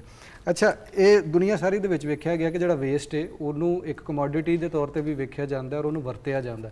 ਇੱਕ ਤੇ ਵੇਸਟ ਉਹ ਹੁੰਦਾ ਜਿਹੜਾ ਕਿਸੇ ਕੰਮ ਨਹੀਂ ਆਉਂਦਾ, ਇੱਕ ਵੇਸਟ ਹੁੰਦਾ ਜਿਹੜਾ ਕਿ ਰੀਨਿਊਬਲ ਹੁੰਦਾ ਔਰ ਉਹਦੇ ਨਾਲ એનર્ਜੀ ਵੀ ਬਾਜ਼ ਥਾਵਾਂ ਤੇ ਬਣਾਈ ਜਾਂਦੀ ਹੈ ਔਰ ਬਾਜ਼ ਥਾਵਾਂ ਦੇ ਉੱਤੇ ਉਹਨੂੰ ਦੁਬਾਰਾ ਤੋਂ ਰੀਸਾਈਕਲ ਵੀ ਕੀਤਾ ਜਾਂਦਾ। ਤੁਹਾਡੀ ਕੰਪਨੀ ਕਿਸ ਤਰ੍ਹਾਂ ਵੇਖਦੀ ਹੈ ਕਿ ਲਾਹੌਰ ਦਾ ਜਿਹੜਾ ਸਾਰਾ ਕੂੜਾ ਵਗੈਰਾ ਔਰ ਵੇਸਟ ਹੈਗਾ ਉਹਨੂੰ ਕਿਸ ਤਰ੍ਹਾਂ ਤੁਸੀਂ ਮੈਨੇਜ ਕਰਦੇ ਹੋ ਔਰ ਉਹਦੇ ਨਾਲ ਰੀਨਿਊਬਲ એનર્ਜੀ ਬਣਦੀ ਹੈ ਜਾਂ ਨਹੀਂ? ਬਿਲਕੁਲ ਜੀ, ਇਹਦੇ 'ਚ ਦੋ ਕਿਸਮ ਦਾ, ਇੱਕ ਤੇ ਰੀਸਾਈਕਲੇਬਲਸ ਨੇ, ਠੀਕ ਹੈ ਜੀ, ਉਹਦੇ ਤੇ ਜਿਹੜਾ ਹੈ ਉਹ ਤੁਹਾਨੂੰ ਪਤਾ ਜ਼ਿਆਦਾਤਰ ਤੇ ਸਾਡੇ ਜਿਹੜੇ ਸਕਵੈਂਜਰਸ ਨੇ ਉਹ ਹੀ ਇਹਦੇ 'ਚੋਂ ਕੱਢ ਲੈਂਦੇ ਨੇ, ਲੇਕਿਨ ਚਲੋ ਇੱਕ ਇਹ ਹੈ ਕਿ ਬਈ ਉਹ ਸਾਡੀ ਲੈਂਡਫਿਲ ਤੇ ਨਹੀਂ ਜਾਂਦਾ, ਉਹ ਦੁਬਾਰਾ ਕਿਸੇ ਨਾ ਕਿਸੇ ਸਰਕਲ ਵਿੱਚ, ਹਾਲਾਂਕਿ ਉਹ ਨਹੀਂ ਹੈ ਜਾਂਦੀ ਅਥੈਂਟਿਕ ਉਹ ਨਹੀਂ ਹੈ, ਲੇਕਿਨ ਚਲੋ ਕਿਸੇ ਬਾਤ ਨੇ ਜਿਹੜਾ ਹੈ ਤੇ ਆਪਣਾ ਉਹ ਰੀਸਾਈਕਲੇਬਲ ਤੇ ਐਟਲੀਸਟ ਉਹ ਕੱਢ ਕੇ ਜਿਹੜਾ ਉਹਨੂੰ ਕਬਾੜੀਆਂ ਦਾ ਸਿਸਟਮ ਹਾਂ ਉਹ ਬਿਲਕੁਲ ਉਸੇ ਤਰ੍ਹਾਂ ਉਹ ਚੱਲ ਰਿਹਾ ਹੁੰਦਾ। ਦੂਸਰਾ ਆਰਗੈਨਿਕ ਵੇਸਟ ਹੈ ਜਿਹੜਾ ਸਬਜ਼ੀਆਂ ਦਾ, ਫਲਾਂ ਦਾ, ਮੰਡੀਆਂ ਤੋਂ ਇਹ ਸਾਰਾ ਜਿਹੜਾ ਇਕੱਠਾ ਹੋ ਰਿਹਾ, ਉਹਦੇ ਲਈ ਅਸੀਂ ਹੁਣ ਰੀਸੈਂਟਲੀ ਜਿਹੜਾ ਹੈ ਤੇ ਆਪਣਾ ਕੰਪੋਸਟ ਪਲਾਂਟ ਦੁਬਾਰਾ ਜਿਹੜਾ ਹੈ ਤੇ ਬਹਾਲ ਕੀਤਾ ਤੇ ਅਸੀਂ ਉਹਦੇ ਤੋਂ ਨਾ ਜ਼ਮੀਨ ਲਈ ਜਿਹਨੂੰ ਤੁਸੀਂ ਕਹਿੰਦੇ ਹੋ ਕਿ ਇੱਕ ਖਾਦ ਕੰਪੋਸਟ ਜਿਹੜਾ ਹੈ ਤੇ ਉਹ ਤਿਆਰ ਹੋਣਾ, 500 ਤਕਰੀਬਨ ਟਨ ਦੇ ਨਾਲ ਉਹਦੇ ਤੇ ਕੰਮ ਸ਼ੁਰੂ ਹੋ ਗਿਆ।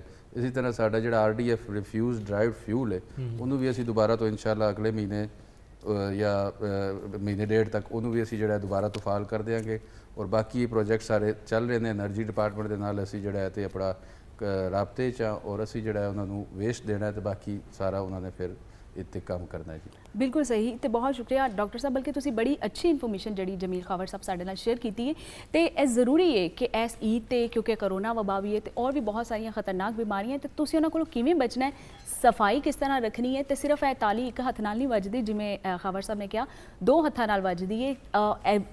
ਗਵਰਨਮੈਂਟ ਤੇ ਆਪਣਾ ਕੰਮ ਕਰ ਰਹੀ ਹੈ ਲੇਕਿਨ ਅਸੀਂ ਵੀ ਆਪਣੇ ਹਿੱਸੇ ਦਾ ਕਿਰਦਾਰ ਅਦਾ ਕਰਨਾ ਹੈ ਤੇ ਇੱਥੇ ਵੇਲਾ ਹੋਇਆ ਇੱਕ ਨਿੱਕੀ ਜਿਹੀ ਬ੍ਰੇਕ ਦਾ ਤੇ ਖਾਸ ਕਰਕੇ ਨਿਊਜ਼ ਬ੍ਰੇਕ ਦਾ ਤੇ ਖਬਰਾਂ ਨਾਲ ਜਿਹੜਾ ਨਾ ਜਾਣ ਪਹਿਚਾਣ ਰੱਖਣਾ ਵੀ ਜ਼ਰੂਰੀ ਹੈ।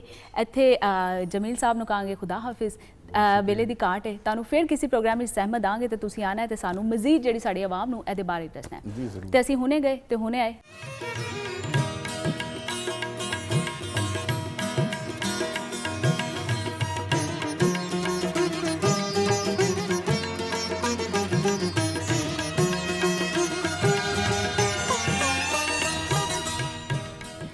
ਜੀ ਦੋਸਤੋ, ਇੱਕ ਵਾਰ ਫਿਰ ਤੁਹਾਨੂੰ ਤੁਹਾਡੇ ਪਸੰਦੀਦਾ ਪ੍ਰੋਗਰਾਮ ਅੱਜ ਦਾ ਮਹਿਮਾਨ ਵਿੱਚ ਜੀ ਆਇਆਂ ਨੂੰ ਕਹਿੰਦੀ ਹਾਂ। ਮੈਂ ਸੋਨੀਆ ਸ਼ੇਖ ਹਾਂ, ਅਲੀ ਉਸਮਾਨ ਬਾਜਵਾ ਮੌਜੂਦ ਨੇ ਸਾਡੇ ਨਾਲ ਤੇ ਇਹਦੇ ਨਾਲ ਹੁਣ ਸਾਨੂੰ ਜੁਆਇਨ ਕੀਤਾ ਇੱਕ ਮਹਿਮਾਨ ਹਸਤੀ ਨੇ। ਇਹਨਾਂ ਦਾ ਤਾਰੁਫ ਕਰਾਉਣ ਤੋਂ ਪਹਿਲੇ ਮੈਂ ਆਪਣੇ ਵੇਖਣ ਵਾਲਿਆਂ ਨਾਲ ਇੱਕ ਗੱਲ ਵੰਡਦੀ ਚਲਾਂ ਕਿ ਜਦੋਂ ਵੀ ਅਸੀਂ ਟੀਵੀ ਤੇ ਕਿਸੇ ਅਦਾਕਾਰ ਨੂੰ ਅਦਾਕਾਰੀ ਕਰਦੇ ਵੇਖਦੇ ਹਾਂ ਤੇ ਅਸੀਂ ਬਹੁਤ ਮੁਤਾਸਿਰ ਹੁੰਦੇ ਹਾਂ ਉਹਨਾਂ ਦੀ ਅਦਾਕਾਰੀ ਦੇ। ਕਦੀ ਅਸੀਂ ਫੈਨ ਵੀ ਹੋ ਜਾਂਦੇ ਹਾਂ, دیਵਾਨੇ ਵੀ ਹੋ ਜਾਂਦੇ ਹਾਂ, ਲੇਕਿਨ ਸਾਨੂੰ ਇਸ ਚੀਜ਼ ਦਾ ਅੰਦਾਜ਼ਾ ਨਹੀਂ ਹੁੰਦਾ ਕਿ ਇਸ ਮੁਕਾਮ ਤੇ ਇਸ ਜਗ੍ਹਾ ਤੇ ਪਹੁੰਚਣ ਵਾਸਤੇ ਉਸ ਅਦਾਕਾਰ ਨੇ ਕਿੰਨੀ ਮਿਹਨਤ ਕੀਤੀ ਹੈ ਜਾਂ ਉਸ ਅਦਾਕਾਰਾ ਨੇ ਕਿੰਨੀ ਮਿਹਨਤ ਕੀਤੀ ਹੈ, ਕਿੰਨਾ ਮੁਸ਼ਕਿਲਾਂ ਦਾ ਸਾਹਮਣਾ ਕੀਤਾ ਹੈ। ਇਹ ਸਿਰਫ ਸਾਨੂੰ ਉਹੀ ਇਨਸਾਨ ਦੱਸ ਸਕਦਾ ਹੈ ਕਿ ਇਸ ਮੁਕਾਮ ਤੇ ਪਹੁੰਚਣ ਵਾਸਤੇ ਉਹਨੇ ਕਿੰਨੀ ਸਟਰਗਲ ਕੀਤੀ। ਐਸੇ ਲਈ ਅੱਜ ਅਸੀਂ ਪ੍ਰੋਗਰਾਮ ਵਿੱਚ ਦਾਵਤ ਦਿੱਤੀ ਹੈ ਇੱਕ ਮਾਰੂਫ ਅਦਾਕਾਰਾ ਨੂੰ ਜਿਨ੍ਹਾਂ ਨੇ ਵੱਡੀ ਸਕਰੀਨ ਤੇ ਵੀ ਕੰਮ ਕੀਤਾ ਬੇਸ਼ੁਮਾਰ ਤੇ ਛੋਟੀ ਸਕਰੀਨ ਤੇ ਵੀ ਬੇਸ਼ੁਮਾਰ ਕੰਮ ਕੀਤਾ ਤੇ PTV ਵੇਖਣ ਵਾਲੇ ਨਾਜ਼ਰੀਨ ਉਹਨਾਂ ਦੇ ਨਾਂ ਤੋਂ ਤੇ ਉਹਨਾਂ ਦੇ ਕੰਮ ਤੋਂ ਬੜੀ ਬਖੂਬੀ ਵਾਕਿਫ ਨੇ। ਅਸੀਂ ਪ੍ਰੋਗਰਾਮ ਵਿੱਚ ਬੁਲਾਇਆ ਹੈ ਜੀ ਬਿਨਿਸ਼ ਨੂੰ। अस्सलाम वालेकुम। वालेकुम अस्सलाम। प्रोग्राम ਵਿੱਚ ਤੁਹਾਨੂੰ ਜੀ ਆਇਆਂ। शुक्रिया। कैसा लग रहा है PTV आके इतने अरसे बाद? बहुत अच्छा लगता है ਜਦੋਂ ਵੀ PTV ਆਈਏ ਇੰਜ ਲੱਗਦਾ ਹੈ ਕਿ ਸਾਡਾ ਇੱਕ ਬਚਪਨ ਇਹਨਾਂ ਚਾਰ ਦੀਵਾਰੀਆਂ ਗੁਜ਼ਰ ਕੇ ਤੇ ਹੁਣ ਲੱਗਦਾ ਹੈ ਇਹੀ ਘਰ ਹੈ, ਉਹ ਵਾਲਾ ਘਰ ਸਾਡਾ ਘਰ ਨਹੀਂ ਹੈ। अच्छा, ਜ਼ਬਰਦਸਤ। ਮਤਲਬ ਇੱਕ ਇਦਾਰੇ ਨਾਲ ਇੱਕ ਐਸੀ ਐਫੀਲੀਏਸ਼ਨ ਜਿਹੜੀ ਤੁਹਾਡੀ ਹੋ ਜਾਂਦੀ ਕਿ ਉਹ ਤੁਹਾਨੂੰ ਕਾਰ ਦੀ ਤਰ੍ਹਾਂ ਮਹਿਸੂਸ ਹੋਣ ਲੱਗ ਪੈਂਦਾ। ਹਾਂ ਤੇ ਬਿਲਕੁਲ। PTV ਨਾਲ ਇਹ ਚੀਜ਼ ਖਾਸ ਕਰਕੇ ਕਿਉਂਕਿ ਜਿਹੜੇ ਵੀ ਸਾਡੇ ਪਰੋਣੇ ਆਉਂਦੇ ਨੇ ਨਾ ਉਹ ਇਹੀ ਕਹਿੰਦੇ ਨੇ ਕਿ ਸਾਨੂੰ PTV ਆ ਕੇ ਐਂ ਲੱਗਦਾ ਜਿਵੇਂ ਅਸੀਂ ਆਪਣੇ ਘਰ ਆ ਗਏ ਹਾਂ। ਹਾਂ ਇਸ ਵਾਸਤੇ ਕਿ ਇਸ ਇਦਾਰੇ ਦੇ ਵਿੱਚ ਆ ਕੇ ਕਦੀ ਨਹੀਂ ਲੱਗਿਆ ਕਿ ਕੁਝ ਅਜਨਬੀਅਤ ਹੈ ਜਾਂ ਅਸੀਂ ਕਿਸੇ ਨੂੰ ਜਾਣਦੇ ਨਹੀਂ। ਅੱਛਾ। ਇੱਕ ਦੂਜੇ ਨੂੰ ਇਹਨਾਂ 30-36 ਸਾਲਾਂ ਦੇ ਅਰਸੇ ਦੇ ਵਿੱਚ ਇੰਨਾ ਕੁ ਇੱਕ ਦੂਸਰੇ ਨਾਲ ਪਿਆਰ ਹੈ, ਇੰਨਾ ਕੁ ਦੋਸਤੀਆਂ ਨੇ ਕਿ ਆਪਣੇ ਭੈਣ ਭਰਾ ਤੇ ਆਪਣੇ ਰਿਸ਼ਤੇਦਾਰਾਂ ਨਾਲ ਸ਼ਾਇਦ ਅਸੀਂ ਉਹਨਾਂ ਮਿਲਦੇ ਨਹੀਂ ਜਿੰਨਾ ਸਾਡਾ ਆਪਸ ਦੇ ਵਿੱਚ ਮਿਲਣਾ ਹੁੰਦਾ ਹੈ। ਬੜੀ ਵਧੀਆ ਗੱਲ ਹੈ। ਔਰ ਪਾਕਪਤਨ ਦੀ ਉਹ ਕੁੜੀ ਜਿਨੇ ਪੀਟੀਵੀ ਤੋਂ ਸ਼ੁਰੂਆਤ ਕੀਤੀ ਔਰ ਖੇਡ ਅਗਰ ਮੈਂ ਨਾਂ ਲੈ ਸਕਾਂ ਦਿਆਰੇ ਵਫਾ ਤੋਂ, ਅਕਸਰ ਜਿਹੜੇ ਐਕਟਰ ਨੇ ਉਹਨਾਂ ਦਾ ਇੱਕ ਬੜਾ ਟੀਪ ਦਾ ਮਿਸਰਾ ਜਿਹਨੂੰ ਅਸੀਂ ਕਹਿੰਦੇ ਆ ਕਿ ਬਚਪਨ ਤੋਂ ਸ਼ੌਕ ਸੀ, ਕੁਝ ਦਾ ਬਾਅਦ ਚ ਬਣ ਜਾਂਦਾ, ਨਾਮ ਹੀ ਹੋਵੇ ਸ਼ੌਕ। ਤੇ ਤੁਹਾਡੀ ਜਰਨੀ ਨੂੰ ਅਗਰ ਵੇਖੀਏ ਤੇ ਸ਼ੁਰੂ ਤੋਂ ਸ਼ੁਰੂਆਤ ਕਰੀਏ ਤੇ ਕਿਸ ਤਰ੍ਹਾਂ ਇਸ ਕੁੜੀ ਨੂੰ ਲੱਗਾ ਕਿ ਅਦਾਕਾਰੀ ਕਿਤਨਾ ਕਿਤੇ ਦੇ ਵਿੱਚ ਵੱਸਦੀ ਹੈ ਔਰ ਫਿਰ ਮੌਕਾ ਮਿਲਣਾ ਪੀਟੀਵੀ ਤੇ ਉਹਨਾਂ ਦਿਨਾਂ ਦੇ ਵਿੱਚ ਇੱਕ ਵੈਸੇ ਬੜੀ ਮੁਸ਼ਕਿਲ ਚੀਜ਼ ਹੁੰਦੀ ਸੀ। ਉਹ ਥੋੜੀ ਜੀ ਜਰਨੀ ਆਪਣੇ ਵੇਖਣ ਵਾਲਿਆਂ ਨਾਲ ਸਾਂਝੀ ਕਰੋ। ਹਾਂ, ਐਸਾ ਨਹੀਂ ਹੈ ਕਿ ਮੈਨੂੰ ਕੋਈ ਸ਼ੌਕ ਸੀ। ਮੈਂ ਜਦੋਂ ਆਈ ਤੇ ਆਰਟਿਸਟਾਂ ਨੂੰ ਵੇਖਣ ਦਾ ਇੱਕ ਸ਼ੌਕ ਹੁੰਦਾ ਸੀ ਕਿ ਅਸੀਂ ਦੇਖੀਏ ਸਾਡੇ ਸੀਨੀਅਰਸ ਕੀ ਕਰਦੇ ਨੇ। ਯਾਨੀ ਜਦੋਂ ਮੈਂ ਕੰਮ ਕਰਨਾ ਸ਼ੁਰੂ ਕੀਤਾ ਤੇ ਉਹ ਇਸ ਤਰੀਕੇ ਨਾਲ ਹੋਇਆ ਕਿ ਮੈਂ ਪਹਿਲੇ ਫਿਲਮ ਚ ਕੀਤਾ, ਉਹਦੇ ਬਾਅਦ ਮੈਂ ਕੁਝ ਅਰਸੇ ਬਾਅਦ ਹੀ ਥੀਏਟਰ ਨੂੰ ਜੁਆਇਨ ਕੀਤਾ ਔਰ 87 ਦੇ ਵਿੱਚ ਮੈਂ 7 ਸਾਲ ਕੰਮ ਕਰਕੇ ਤੇ ਜਦੋਂ ਪੀਟੀਵੀ ਤੇ ਆਈ ਤੇ ਮੈਨੂੰ ਇੰਜ ਲੱਗਿਆ ਕਿ ਮੈਨੂੰ ਇਹ ਦੋਵੇਂ ਮੀਡੀਅਮ ਜਿਹੜੇ ਥੀਏਟਰ ਹੈ ਔਰ ਜਿਹੜੀ ਫਿਲਮ ਹੈ ਸ਼ਾਇਦ ਮੈਂ ਉਹਦੇ ਲਈ ਨਹੀਂ ਆ। ਅੱਛਾ। ਤੇ ਪੀਟੀਵੀ ਜਦੋਂ ਆਈ ਤੇ ਲੱਗਿਆ ਕਿ ਇੱਥੇ ਜੋ ਰਿਸਪੈਕਟ ਹੈ, ਜੋ ਆਰਟਿਸਟ ਨੂੰ ਇੱਕ ਮਾਹੌਲ ਮਿਲਦਾ ਹੈ ਜਿਹਦੇ ਵਿੱਚ ਤੁਸੀਂ, ਮੇਰਾ ਖਿਆਲ ਹੈ ਜਿਹੜਾ ਵੀ ਕੋਈ ਇੱਥੇ ਆਂਦਾ ਹੈ ਉਹ ਦੁਬਾਰਾ ਫਿਰ ਕਿਸੇ ਹੋਰ ਪਾਸੇ ਜਾਂਦਾ ਨਹੀਂ। ਤੁਹਾਡੀ ਜਰਨੀ ਥੋੜੀ ਉੱਤੋਂ ਥੱਲੇ ਨੂੰ ਜਾਂ ਕਹਿ ਲਓ ਕਿ ਕਿਸੇ ਹੋਰ ਰੁੱਖ ਨੂੰ ਗਈ ਹੈ। ਲੋਕੀ ਪਹਿਲੇ ਥੀਏਟਰ ਕਰਦੇ ਨੇ, ਫਿਰ ਉਹ ਟੈਲੀਵਿਜ਼ਨ ਕਰਦੇ ਨੇ, ਫਿਰ ਉਹਨਾਂ ਨੂੰ ਕਿਤੇ ਨਾ ਕਿਤੇ ਫਿਲਮ ਦੇ ਉੱਤੇ ਅਸੀਂ ਵੇਖਦੇ ਆ। ਤੁਸੀਂ ਪਹਿਲੇ ਫਿਲਮ ਕਰ ਲਈ ਜੀ, ਫਿਰ ਥੀਏਟਰ ਕੀਤਾ। ਮੈਂ ਤੁਹਾਨੂੰ ਦੱਸਿਆ ਨਾ ਕਿ ਮੈਨੂੰ ਐਕਟਰਾਂ ਨੂੰ ਮਿਲਣ ਦਾ ਸ਼ੌਕ ਸੀ ਤੇ ਆਰਟਿਸਟਾਂ ਨੂੰ ਵੇਖਣ ਗਈ ਤੇ ਹਜ਼ੀ ਕਾਦਰੀ ਸਾਹਿਬ, ਅੱਲਾ ਉਹਨਾਂ ਨੂੰ ਗਰੀਕੇ ਰਹਿਮਤ ਕਰੇ ਜੀ, ਉਹਨਾਂ ਨੇ ਮੈਨੂੰ ਦੇਖਿਆ। ਅੱਛਾ। ਤੇ ਉਹਨਾਂ ਨੂੰ ਆਪਣੇ ਫਿਲਮ ਦੇ ਵਿੱਚ ਇੱਕ ਭੈਣ ਦੀ ਜ਼ਰੂਰਤ ਸੀ ਜਿਹੜੀ ਕਿ ਸਿੰਪਲ ਜਿਹੀ ਛੋਟੀ ਜਿਹੀ ਉਮਰ ਦੀ ਲੜਕੀ ਹੋਵੇ। ਤੇ ਮੈਨੂੰ ਜਦੋਂ ਉਹਨਾਂ ਨੇ ਦੇਖਿਆ ਤੇ ਪੁੱਛਿਆ ਕਿ ਪੁੱਤਰ ਕੰਮ ਕਰੇਂਗੀ? ਤੇ ਮੈਨੂੰ ਨਹੀਂ ਸੀ ਪਤਾ ਕਿ ਟੀਵੀ ਕੀ ਹੈ, ਫਿਲਮ ਕੀ ਹੈ, ਕੈਮਰਾ ਕੀ ਹੈ। ਹਾਂ, ਬਸ ਮੈਂ ਕਿਹਾ ਹਾਂ ਜੀ ਕਰਾਂਗੀ। ਔਰ ਇਤਫਾਕ ਦੀ ਗੱਲ ਹੈ ਵੇ ਕਿ ਮੈਂ ਜਦੋਂ ਸੀਨ ਦੇਖਿਆ ਔਰ ਪੜ੍ਹਿਆ ਤੇ ਮੈਨੂੰ ਅੰਦਾਜ਼ਾ ਨਹੀਂ ਸੀ ਕਿ ਮੈਂ ਇੰਨੀ ਕੌਨਫੀਡੈਂਟ ਕੈਮਰੇ ਦੇ ਸਾਹਮਣੇ ਵੀ ਹੋਵਾਂਗੀ। ਅੱਛਾ। ਉਹ ਇਤਫਾਕ ਨਾਲ ਬਹੁਤ ਅੱਛਾ ਹੋ ਗਿਆ। ਔਰ ਜਦੋਂ ਅੱਛਾ ਹੋਇਆ ਤੇ ਫਿਰ ਆਹਿਸਤਾ ਆਹਿਸਤਾ ਮੈਨੂੰ ਫਿਲਮਾਂ ਮਿਲਣੀਆਂ ਸ਼ੁਰੂ ਹੋ ਗਈਆਂ। ਅੱਛਾ। ਔਰ ਬੜਾ ਮੁਸ਼ਕਿਲ ਸੀ ਕਿ ਘਰ ਵਾਲਿਆਂ ਕੋਲੋਂ ਕਿਸ ਤਰ੍ਹਾਂ ਇਜਾਜ਼ਤ ਦਿੱਤੀ ਜਾਵੇ ਕਿਉਂਕਿ ਮੇਰਾ ਸ਼ਹਿਰ ਬੜਾ ਬੈਕਵਰਡ ਹੈ ਔਰ ਬੜਾ ਅੱਜ ਵੀ ਉੱਥੇ ਮਜ਼ਹਬੀ ਰੁਝਾਨ ਬਹੁਤ ਜ਼ਿਆਦਾ ਹੈ। ਸਹੀ। ਔਰ ਲੋਕ ਇਨੋਸੈਂਟ ਨੇ। ਇੱਥੋਂ ਤੱਕ ਆਣਾ ਇਸ ਰੋਸ਼ਨੀਆਂ ਦੀ ਦੁਨੀਆ ਦੇ ਵਿੱਚ ਕਦੀ ਸੋਚਿਆ ਵੀ ਨਹੀਂ ਸੀ। ਅੱਛਾ। ਲਿਹਾਜ਼ਾ ਮੈਨੂੰ ਕੋਈ ਜਿਹਨੂੰ ਕਿਹਾ ਜਾ ਸਕਦਾ ਹੈ ਨਾ ਕਿ ਬਗੈਰ ਮਿਹਨਤ ਦੇ ਐਕਟਰ ਬਣ ਜਾਣਾ, ਮੈਂ ਬਗੈਰ ਮਿਹਨਤ ਦੇ ਐਕਟਰ ਬਣ ਗਈ। ਅੱਛਾ। ਔਰ ਫਿਰ ਮੈਂ 7 ਸਾਲ ਮੁਖਤਲਿਫ ਫਿਲਮਾਂ ਥੀਏਟਰ ਕਰਦੀ ਰਹੀ। 87 ਦੇ ਵਿੱਚ ਮੈਂ ਪੀਟੀਵੀ ਆਈ ਤੇ ਮੈਂ ਕਦੀ ਵੀ ਨਹੀਂ ਭੁੱਲ ਸਕਦੀ ਜਨਾਬ ਕੰਬਰ ਅਲੀ ਸ਼ਾਹ ਸਾਹਿਬ ਨੂੰ। ਉਹਨਾਂ ਨੇ ਮੈਨੂੰ ਆਪਣੇ ਡਰਾਮੇ ਦਿਆਰੇ ਵਫਾ ਦੇ ਵਿੱਚ ਪਹਿਲੀ ਦਫਾ ਔਨ ਸਕਰੀਨ ਮੈਂ ਜਦੋਂ ਆਈ ਤੇ ਮੈਨੂੰ ਲੱਗਿਆ ਕਿ ਨਹੀਂ ਯਾਰ ਇਹ ਬਹੁਤ ਮੁਖਤਲਿਫ ਮਾਹੌਲ ਹੈ ਔਰ ਇੱਥੋਂ ਦੇ ਲੋਕ ਤੁਹਾਨੂੰ ਟ੍ਰੇਨ ਕਰਦੇ ਨੇ, ਤੁਹਾਨੂੰ ਕੰਮ ਸਿਖਾਉਂਦੇ ਨੇ ਔਰ ਇਹ ਮੇਰਾ ਘਰ ਹੈ। ਔਰ ਇਹ ਮੇਰਾ ਘਰ ਹੈ। ਔਰ ਮੈਨੂੰ ਕੰਮ ਕਰਨ ਦਾ ਸ਼ੌਕ ਸ਼ੁਰੂ ਹੋ ਗਿਆ। ਮਤਲਬ ਮੈਂ ਕੰਮ ਤੇ 7 ਸਾਲ ਕਰਕੇ ਆ ਰਹੀ ਹਾਂ। ਅੱਛਾ। ਲੇਕਿਨ ਮੈਨੂੰ ਨਹੀਂ ਸੀ ਪਤਾ ਕਿ ਡਿਲੀਵਰੀ ਕੀ ਹੁੰਦੀ ਹੈ, ਰੋਲ ਕੀ ਹੁੰਦਾ ਹੈ, ਕੀ ਕਰਨਾ ਹੈ, ਕੀ ਨਹੀਂ ਕਰਨਾ। ਜਦੋਂ ਮੈਂ ਟੀਵੀ ਆਈ ਤੇ ਮੇਰੇ ਅੰਦਰ ਇਹ ਇੱਕ ਚੀਜ਼ ਪੈਦਾ ਹੋਣੀ ਸ਼ੁਰੂ ਹੋਈ ਕਿ ਨਹੀਂ ਇਹ ਇੱਥੇ ਕੰਮ ਸਿੱਖਿਆ ਜਾ ਸਕਦਾ ਹੈ ਤੇ ਬਹੁਤ ਸੋਹਣਾ ਕੰਮ ਹੈ। ਅੱਛਾ। ਤੇ ਉਦੋਂ ਦੇ ਜਿਹੜੇ ਪ੍ਰੋਡਿਊਸਰ ਸਨ ਸਾਡੇ, ਮਾਸ਼ਾਅੱਲਾ ਉਦੋਂ ਯਾਵਰ ਸਾਹਿਬ ਹੈ ਸਨ। ਅੱਛਾ। ਉਦੋਂ ਨੁਸਰਤ ਠਾਕਰ ਮੇਰੇ ਉਸਤਾਦ ਨੇ, ਉਹ ਹੈ ਸਨ। ਮਤਲਬ ਪੂਰਾ ਜਿਹੜਾ ਇਹ ਸਾਡਾ ਮੇਨ ਐਂਟਰੈਂਸ ਹੈ, ਤੇ ਯਾਵਰ ਸਾਹਿਬ ਨੇ ਇੱਥੇ, ਤਾਹਿਰ ਰਿਜ਼ਵੀ ਸਾਹਿਬ ਨੇ ਇੱਥੇ, ਅਰਸ਼ਦ ਤਬਸਮ ਸੀ ਇੱਥੇ, ਅਸਲਮ ਕੁਰੈਸ਼ੀ ਸੀ ਇੱਥੇ, ਰਾਸ਼ਿਦ ਡਾਰ ਸਾਹਿਬ ਸਨ। ਮਤਲਬ ਉਹ ਤੁਹਾਡੇ ਅੰਦਰ ਜੋ ਹੁੰਦਾ ਸੀ ਨਾ, ਉਹਨਾਂ ਨੂੰ ਕੱਢਣ ਵਿੱਚ ਉਹ ਕਾਮਯਾਬ ਹੋ ਜਾਂਦੇ ਸਨ। ਅੱਛਾ। ਔਰ ਇਤਫਾਕ ਦੀ ਗੱਲ ਹੈ ਕਿ ਮੈਨੂੰ ਮੇਰੇ ਨਸੀਬ ਬੜੇ ਅੱਛੇ ਰਹੇ ਕਿ ਰੋਲ ਵੀ ਮੈਨੂੰ ਐਸੇ ਮਿਲੇ ਕਿ ਜਿਹੜੀ ਪਬਲਿਕ ਨੇ ਮੈਨੂੰ ਕਬੂਲ ਕਰ ਲਿੱਤਾ। ਅੱਛਾ। ਔਰ ਫਿਰ ਸਟਿਲ ਹੁਣ ਤੱਕ ਮੈਂ ਕਰ ਰਹੀ। ਜ਼ਬਰਦਸਤ। ਅੱਛਾ, ਕੋਈ ਐਸੀ ਚੀਜ਼, ਜਿਵੇਂ ਤੁਸੀਂ ਦੱਸਿਆ ਕਿ ਤੁਸੀਂ ਇੱਥੇ ਆਏ, ਪੀਟੀਵੀ ਆਏ, ਤੇ ਫਿਰ ਤੁਹਾਨੂੰ ਵੱਡੇ ਵੱਡੇ ਨਾਮ ਜਾਂ ਵੱਡੇ ਪ੍ਰੋਡਿਊਸਰਸ ਨੇ ਤੁਹਾਨੂੰ ਸਿਖਾਇਆ, ਤੇ ਤੁਹਾਨੂੰ ਇਹ ਜਜ਼ਬਾ ਪੈਦਾ ਹੋਇਆ ਕਿ ਮੈਂ ਕਰ ਸਕਦੀ ਹਾਂ ਤੇ ਇੱਥੇ ਮੈਂ ਬਹੁਤ ਕੁਝ ਸਿੱਖ ਸਕਦੀ ਹਾਂ। ਉਸ ਵੇਲੇ ਕੋਈ ਯਾਦਾਂ ਜਿਹੜੀਆਂ ਤੁਹਾਡੇ ਦਿਲ ਦੇ ਬਹੁਤ ਕਰੀਬ ਹੋਣ, ਉਹ ਸਾਡੇ ਨਾਲ ਵੰਡੋ। ਯਾਦਾਂ ਤੇ ਬਹੁਤ ਸਾਰੀਆਂ ਨੇ। ਮਸਲਨ ਠਾਕਰ ਸਾਹਿਬ ਦਾ ਇੱਕ ਪਲੇ ਸੀ ਅਨਾਰਕਲੀ, ਤੇ ਮੈਨੂੰ ਉਹਨਾਂ ਨੇ ਜ਼ਾਫਰਾਨ ਦਾ ਰੋਲ ਦੇ ਦਿੱਤਾ। ਅੱਛਾ। ਉਹ ਇਹ ਬੜੀ ਚੁਲਬਲੀ ਜੀ ਕਨੀਜ਼ ਹੁੰਦੀ ਹੈ। ਅੱਛਾ। ਅੱਛਾ, ਹੁਣ ਉਹਦੀ ਉਰਦੂ ਜਿਹੜੀ ਹੈ ਹਿਜਾਬ ਇਮਤਿਆਜ਼ ਅਲੀ ਦੀ ਲਿਖੀ ਹੋਈ, ਜਿਹੜੀ ਅਸੀਂ ਕਦੀ ਬੋਲੀ ਨਹੀਂ ਸੀ, ਉਹ ਮੇਰਾ ਇਹ ਹੁੰਦਾ ਸੀ ਕਿ ਬਾਕੀ ਤੇ ਮੈਂ ਸਹੀ ਬੋਲ ਜਾਂਦੀ ਸਾਂ, ਮਗਰ ਉਹ ਜਿਹੜਾ ਖਾਸ ਜੁਮਲਾ ਸੀ ਉਹ ਮੈਂ ਰੁਕ ਜਾਂਦੀ ਸਾਂ। ਉਹ ਕਿਹੜਾ ਜੁਮਲਾ ਸੀ? ਉਹੀ ਜਾਣਨਾ ਚਾਹ ਰਹੇ। ਉਹ ਇਹ ਸੀ ਕਿ ਬੀ ਕਾਫੂਰ ये गंगा जल की गोट तो टाट की चोली का मोंझे का बखिया हो गई। अच्छा। अब ये वो टंग ट्विस्टर जब बन जाता है, बिल्कुल। इसका मतलब ये है कि काफूर एक ख्वाजा सरा होती है, तो ये चूंकि छेड़ती है सबको, तो उसको कहती है कि ये जो तुमने कपड़े पहने हुए हैं ना, ये तो लगता है कि जैसे बोरिया। अच्छा, नहीं पता कि ਇਹੋ ਹੀ ਇੱਕ ਅਦਾਕਾਰ ਦੀ ਜਾਂ ਅਦਾਕਾਰਾ ਦੀ ਖਾਸੀਅਤ ਹੁੰਦੀ ਕਿ ਉਸ ਕਰੈਕਟਰ ਵਿੱਚ, ਉਸ ਜ਼ੁਬਾਨ ਵਿੱਚ ਚਲਾ ਜਾਂਦਾ ਹੈ। ਤੇ ਉਹ ਮੈਂ ਰੁਕ ਜਾਂਦੀ ਸਾਂ। ਅੱਛਾ। और मैं कहना ठाकर साहब पहले आप बोल दे जी, फिर मैं बोल। ਕਾਫੂਰ ਨਹੀਂ ਹੁੰਦਾ। ਠਾਕਰ ਸਾਹਿਬ ਨੇ ਮੈਨੂੰ ਡਾਂਟ ਦਿੱਤਾ। ਅੱਛਾ। ਕਿ ਕੈਮਰੇ ਦੇ ਸਾਹਮਣੇ ਵੀ ਜਾ ਕੇ ਉੱਥੇ ਕਹੇਂਗੀ ਕਿ ਪਹਿਲੇ ਤੁਸੀਂ ਬੋਲੋ ਤੇ ਫਿਰ ਮੈਂ ਬੋਲਾਂਗੀ। मैं बहुत परेशान और रोंदी हुई फिर रही हाँ पूरे कॉरीडोर च, क्योंकि वो पूरी टीम साड़ी कोई 30-40 कैरेक्टर सन, उन्हां दे विच मैनूं डांट दिता।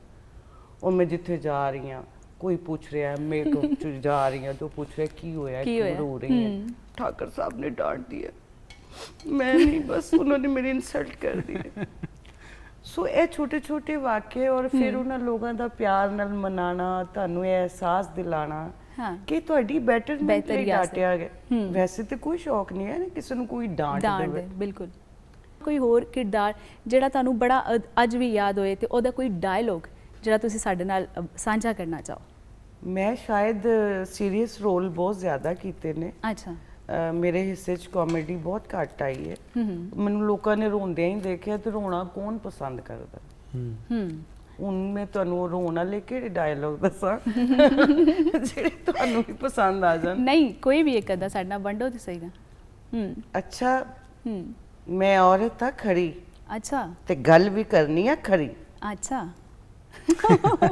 ਬੜੀਆਂ ਖਰੀਆਂ ਗੱਲਾਂ ਤੁਸੀਂ ਕੀਤੀਆਂ, ਬਹੁਤ ਮਿਹਰਬਾਨੀ, ਬਹੁਤ ਸ਼ੁਕਰੀਆ, ਤੁਸੀਂ ਟਾਈਮ ਕੱਢਿਆ ਔਰ ਆਪਣੇ ਹੀ ਘਰ ਵਾਪਸ ਆਏ ਔਰ ਆਪਣੇ ਹੀ ਘਰ ਬਹਿ ਕੇ ਸਾਡੇ ਨਾਲ ਗੱਲਾਂ ਕੀਤੀਆਂ। ਹੁਣ ਅਸੀਂ ਵੀ ਅਸੀਂ ਫੈਮਿਲੀ ਦਾ ਬਹੁਤ ਕੁਝ ਇਹਨਾਂ ਕੋਲੋਂ ਸਿੱਖਣ ਨੂੰ ਮਿਲਿਆ, ਅਸੀਂ ਵੀ ਕਿਤੇ ਇਸੇ ਫੈਮਿਲੀ ਦਾ ਹੁਣ ਹਿੱਸਾ ਬਣ ਗਿਆ। ਤੁਹਾਡੇ ਥੀਏਟਰ ਤੇ ਗੱਲ ਕਰਨੀ ਸੀ, ਫਿਲਮ ਤੇ, ਲੇਕਿਨ ਵੇਲੇ ਦੀ ਘਾਟ ਹੈ, ਵੇਲਾ ਇੰਜ ਲੰਘ ਜਾਂਦਾ ਪਤਾ ਨਹੀਂ ਲੱਗਦਾ।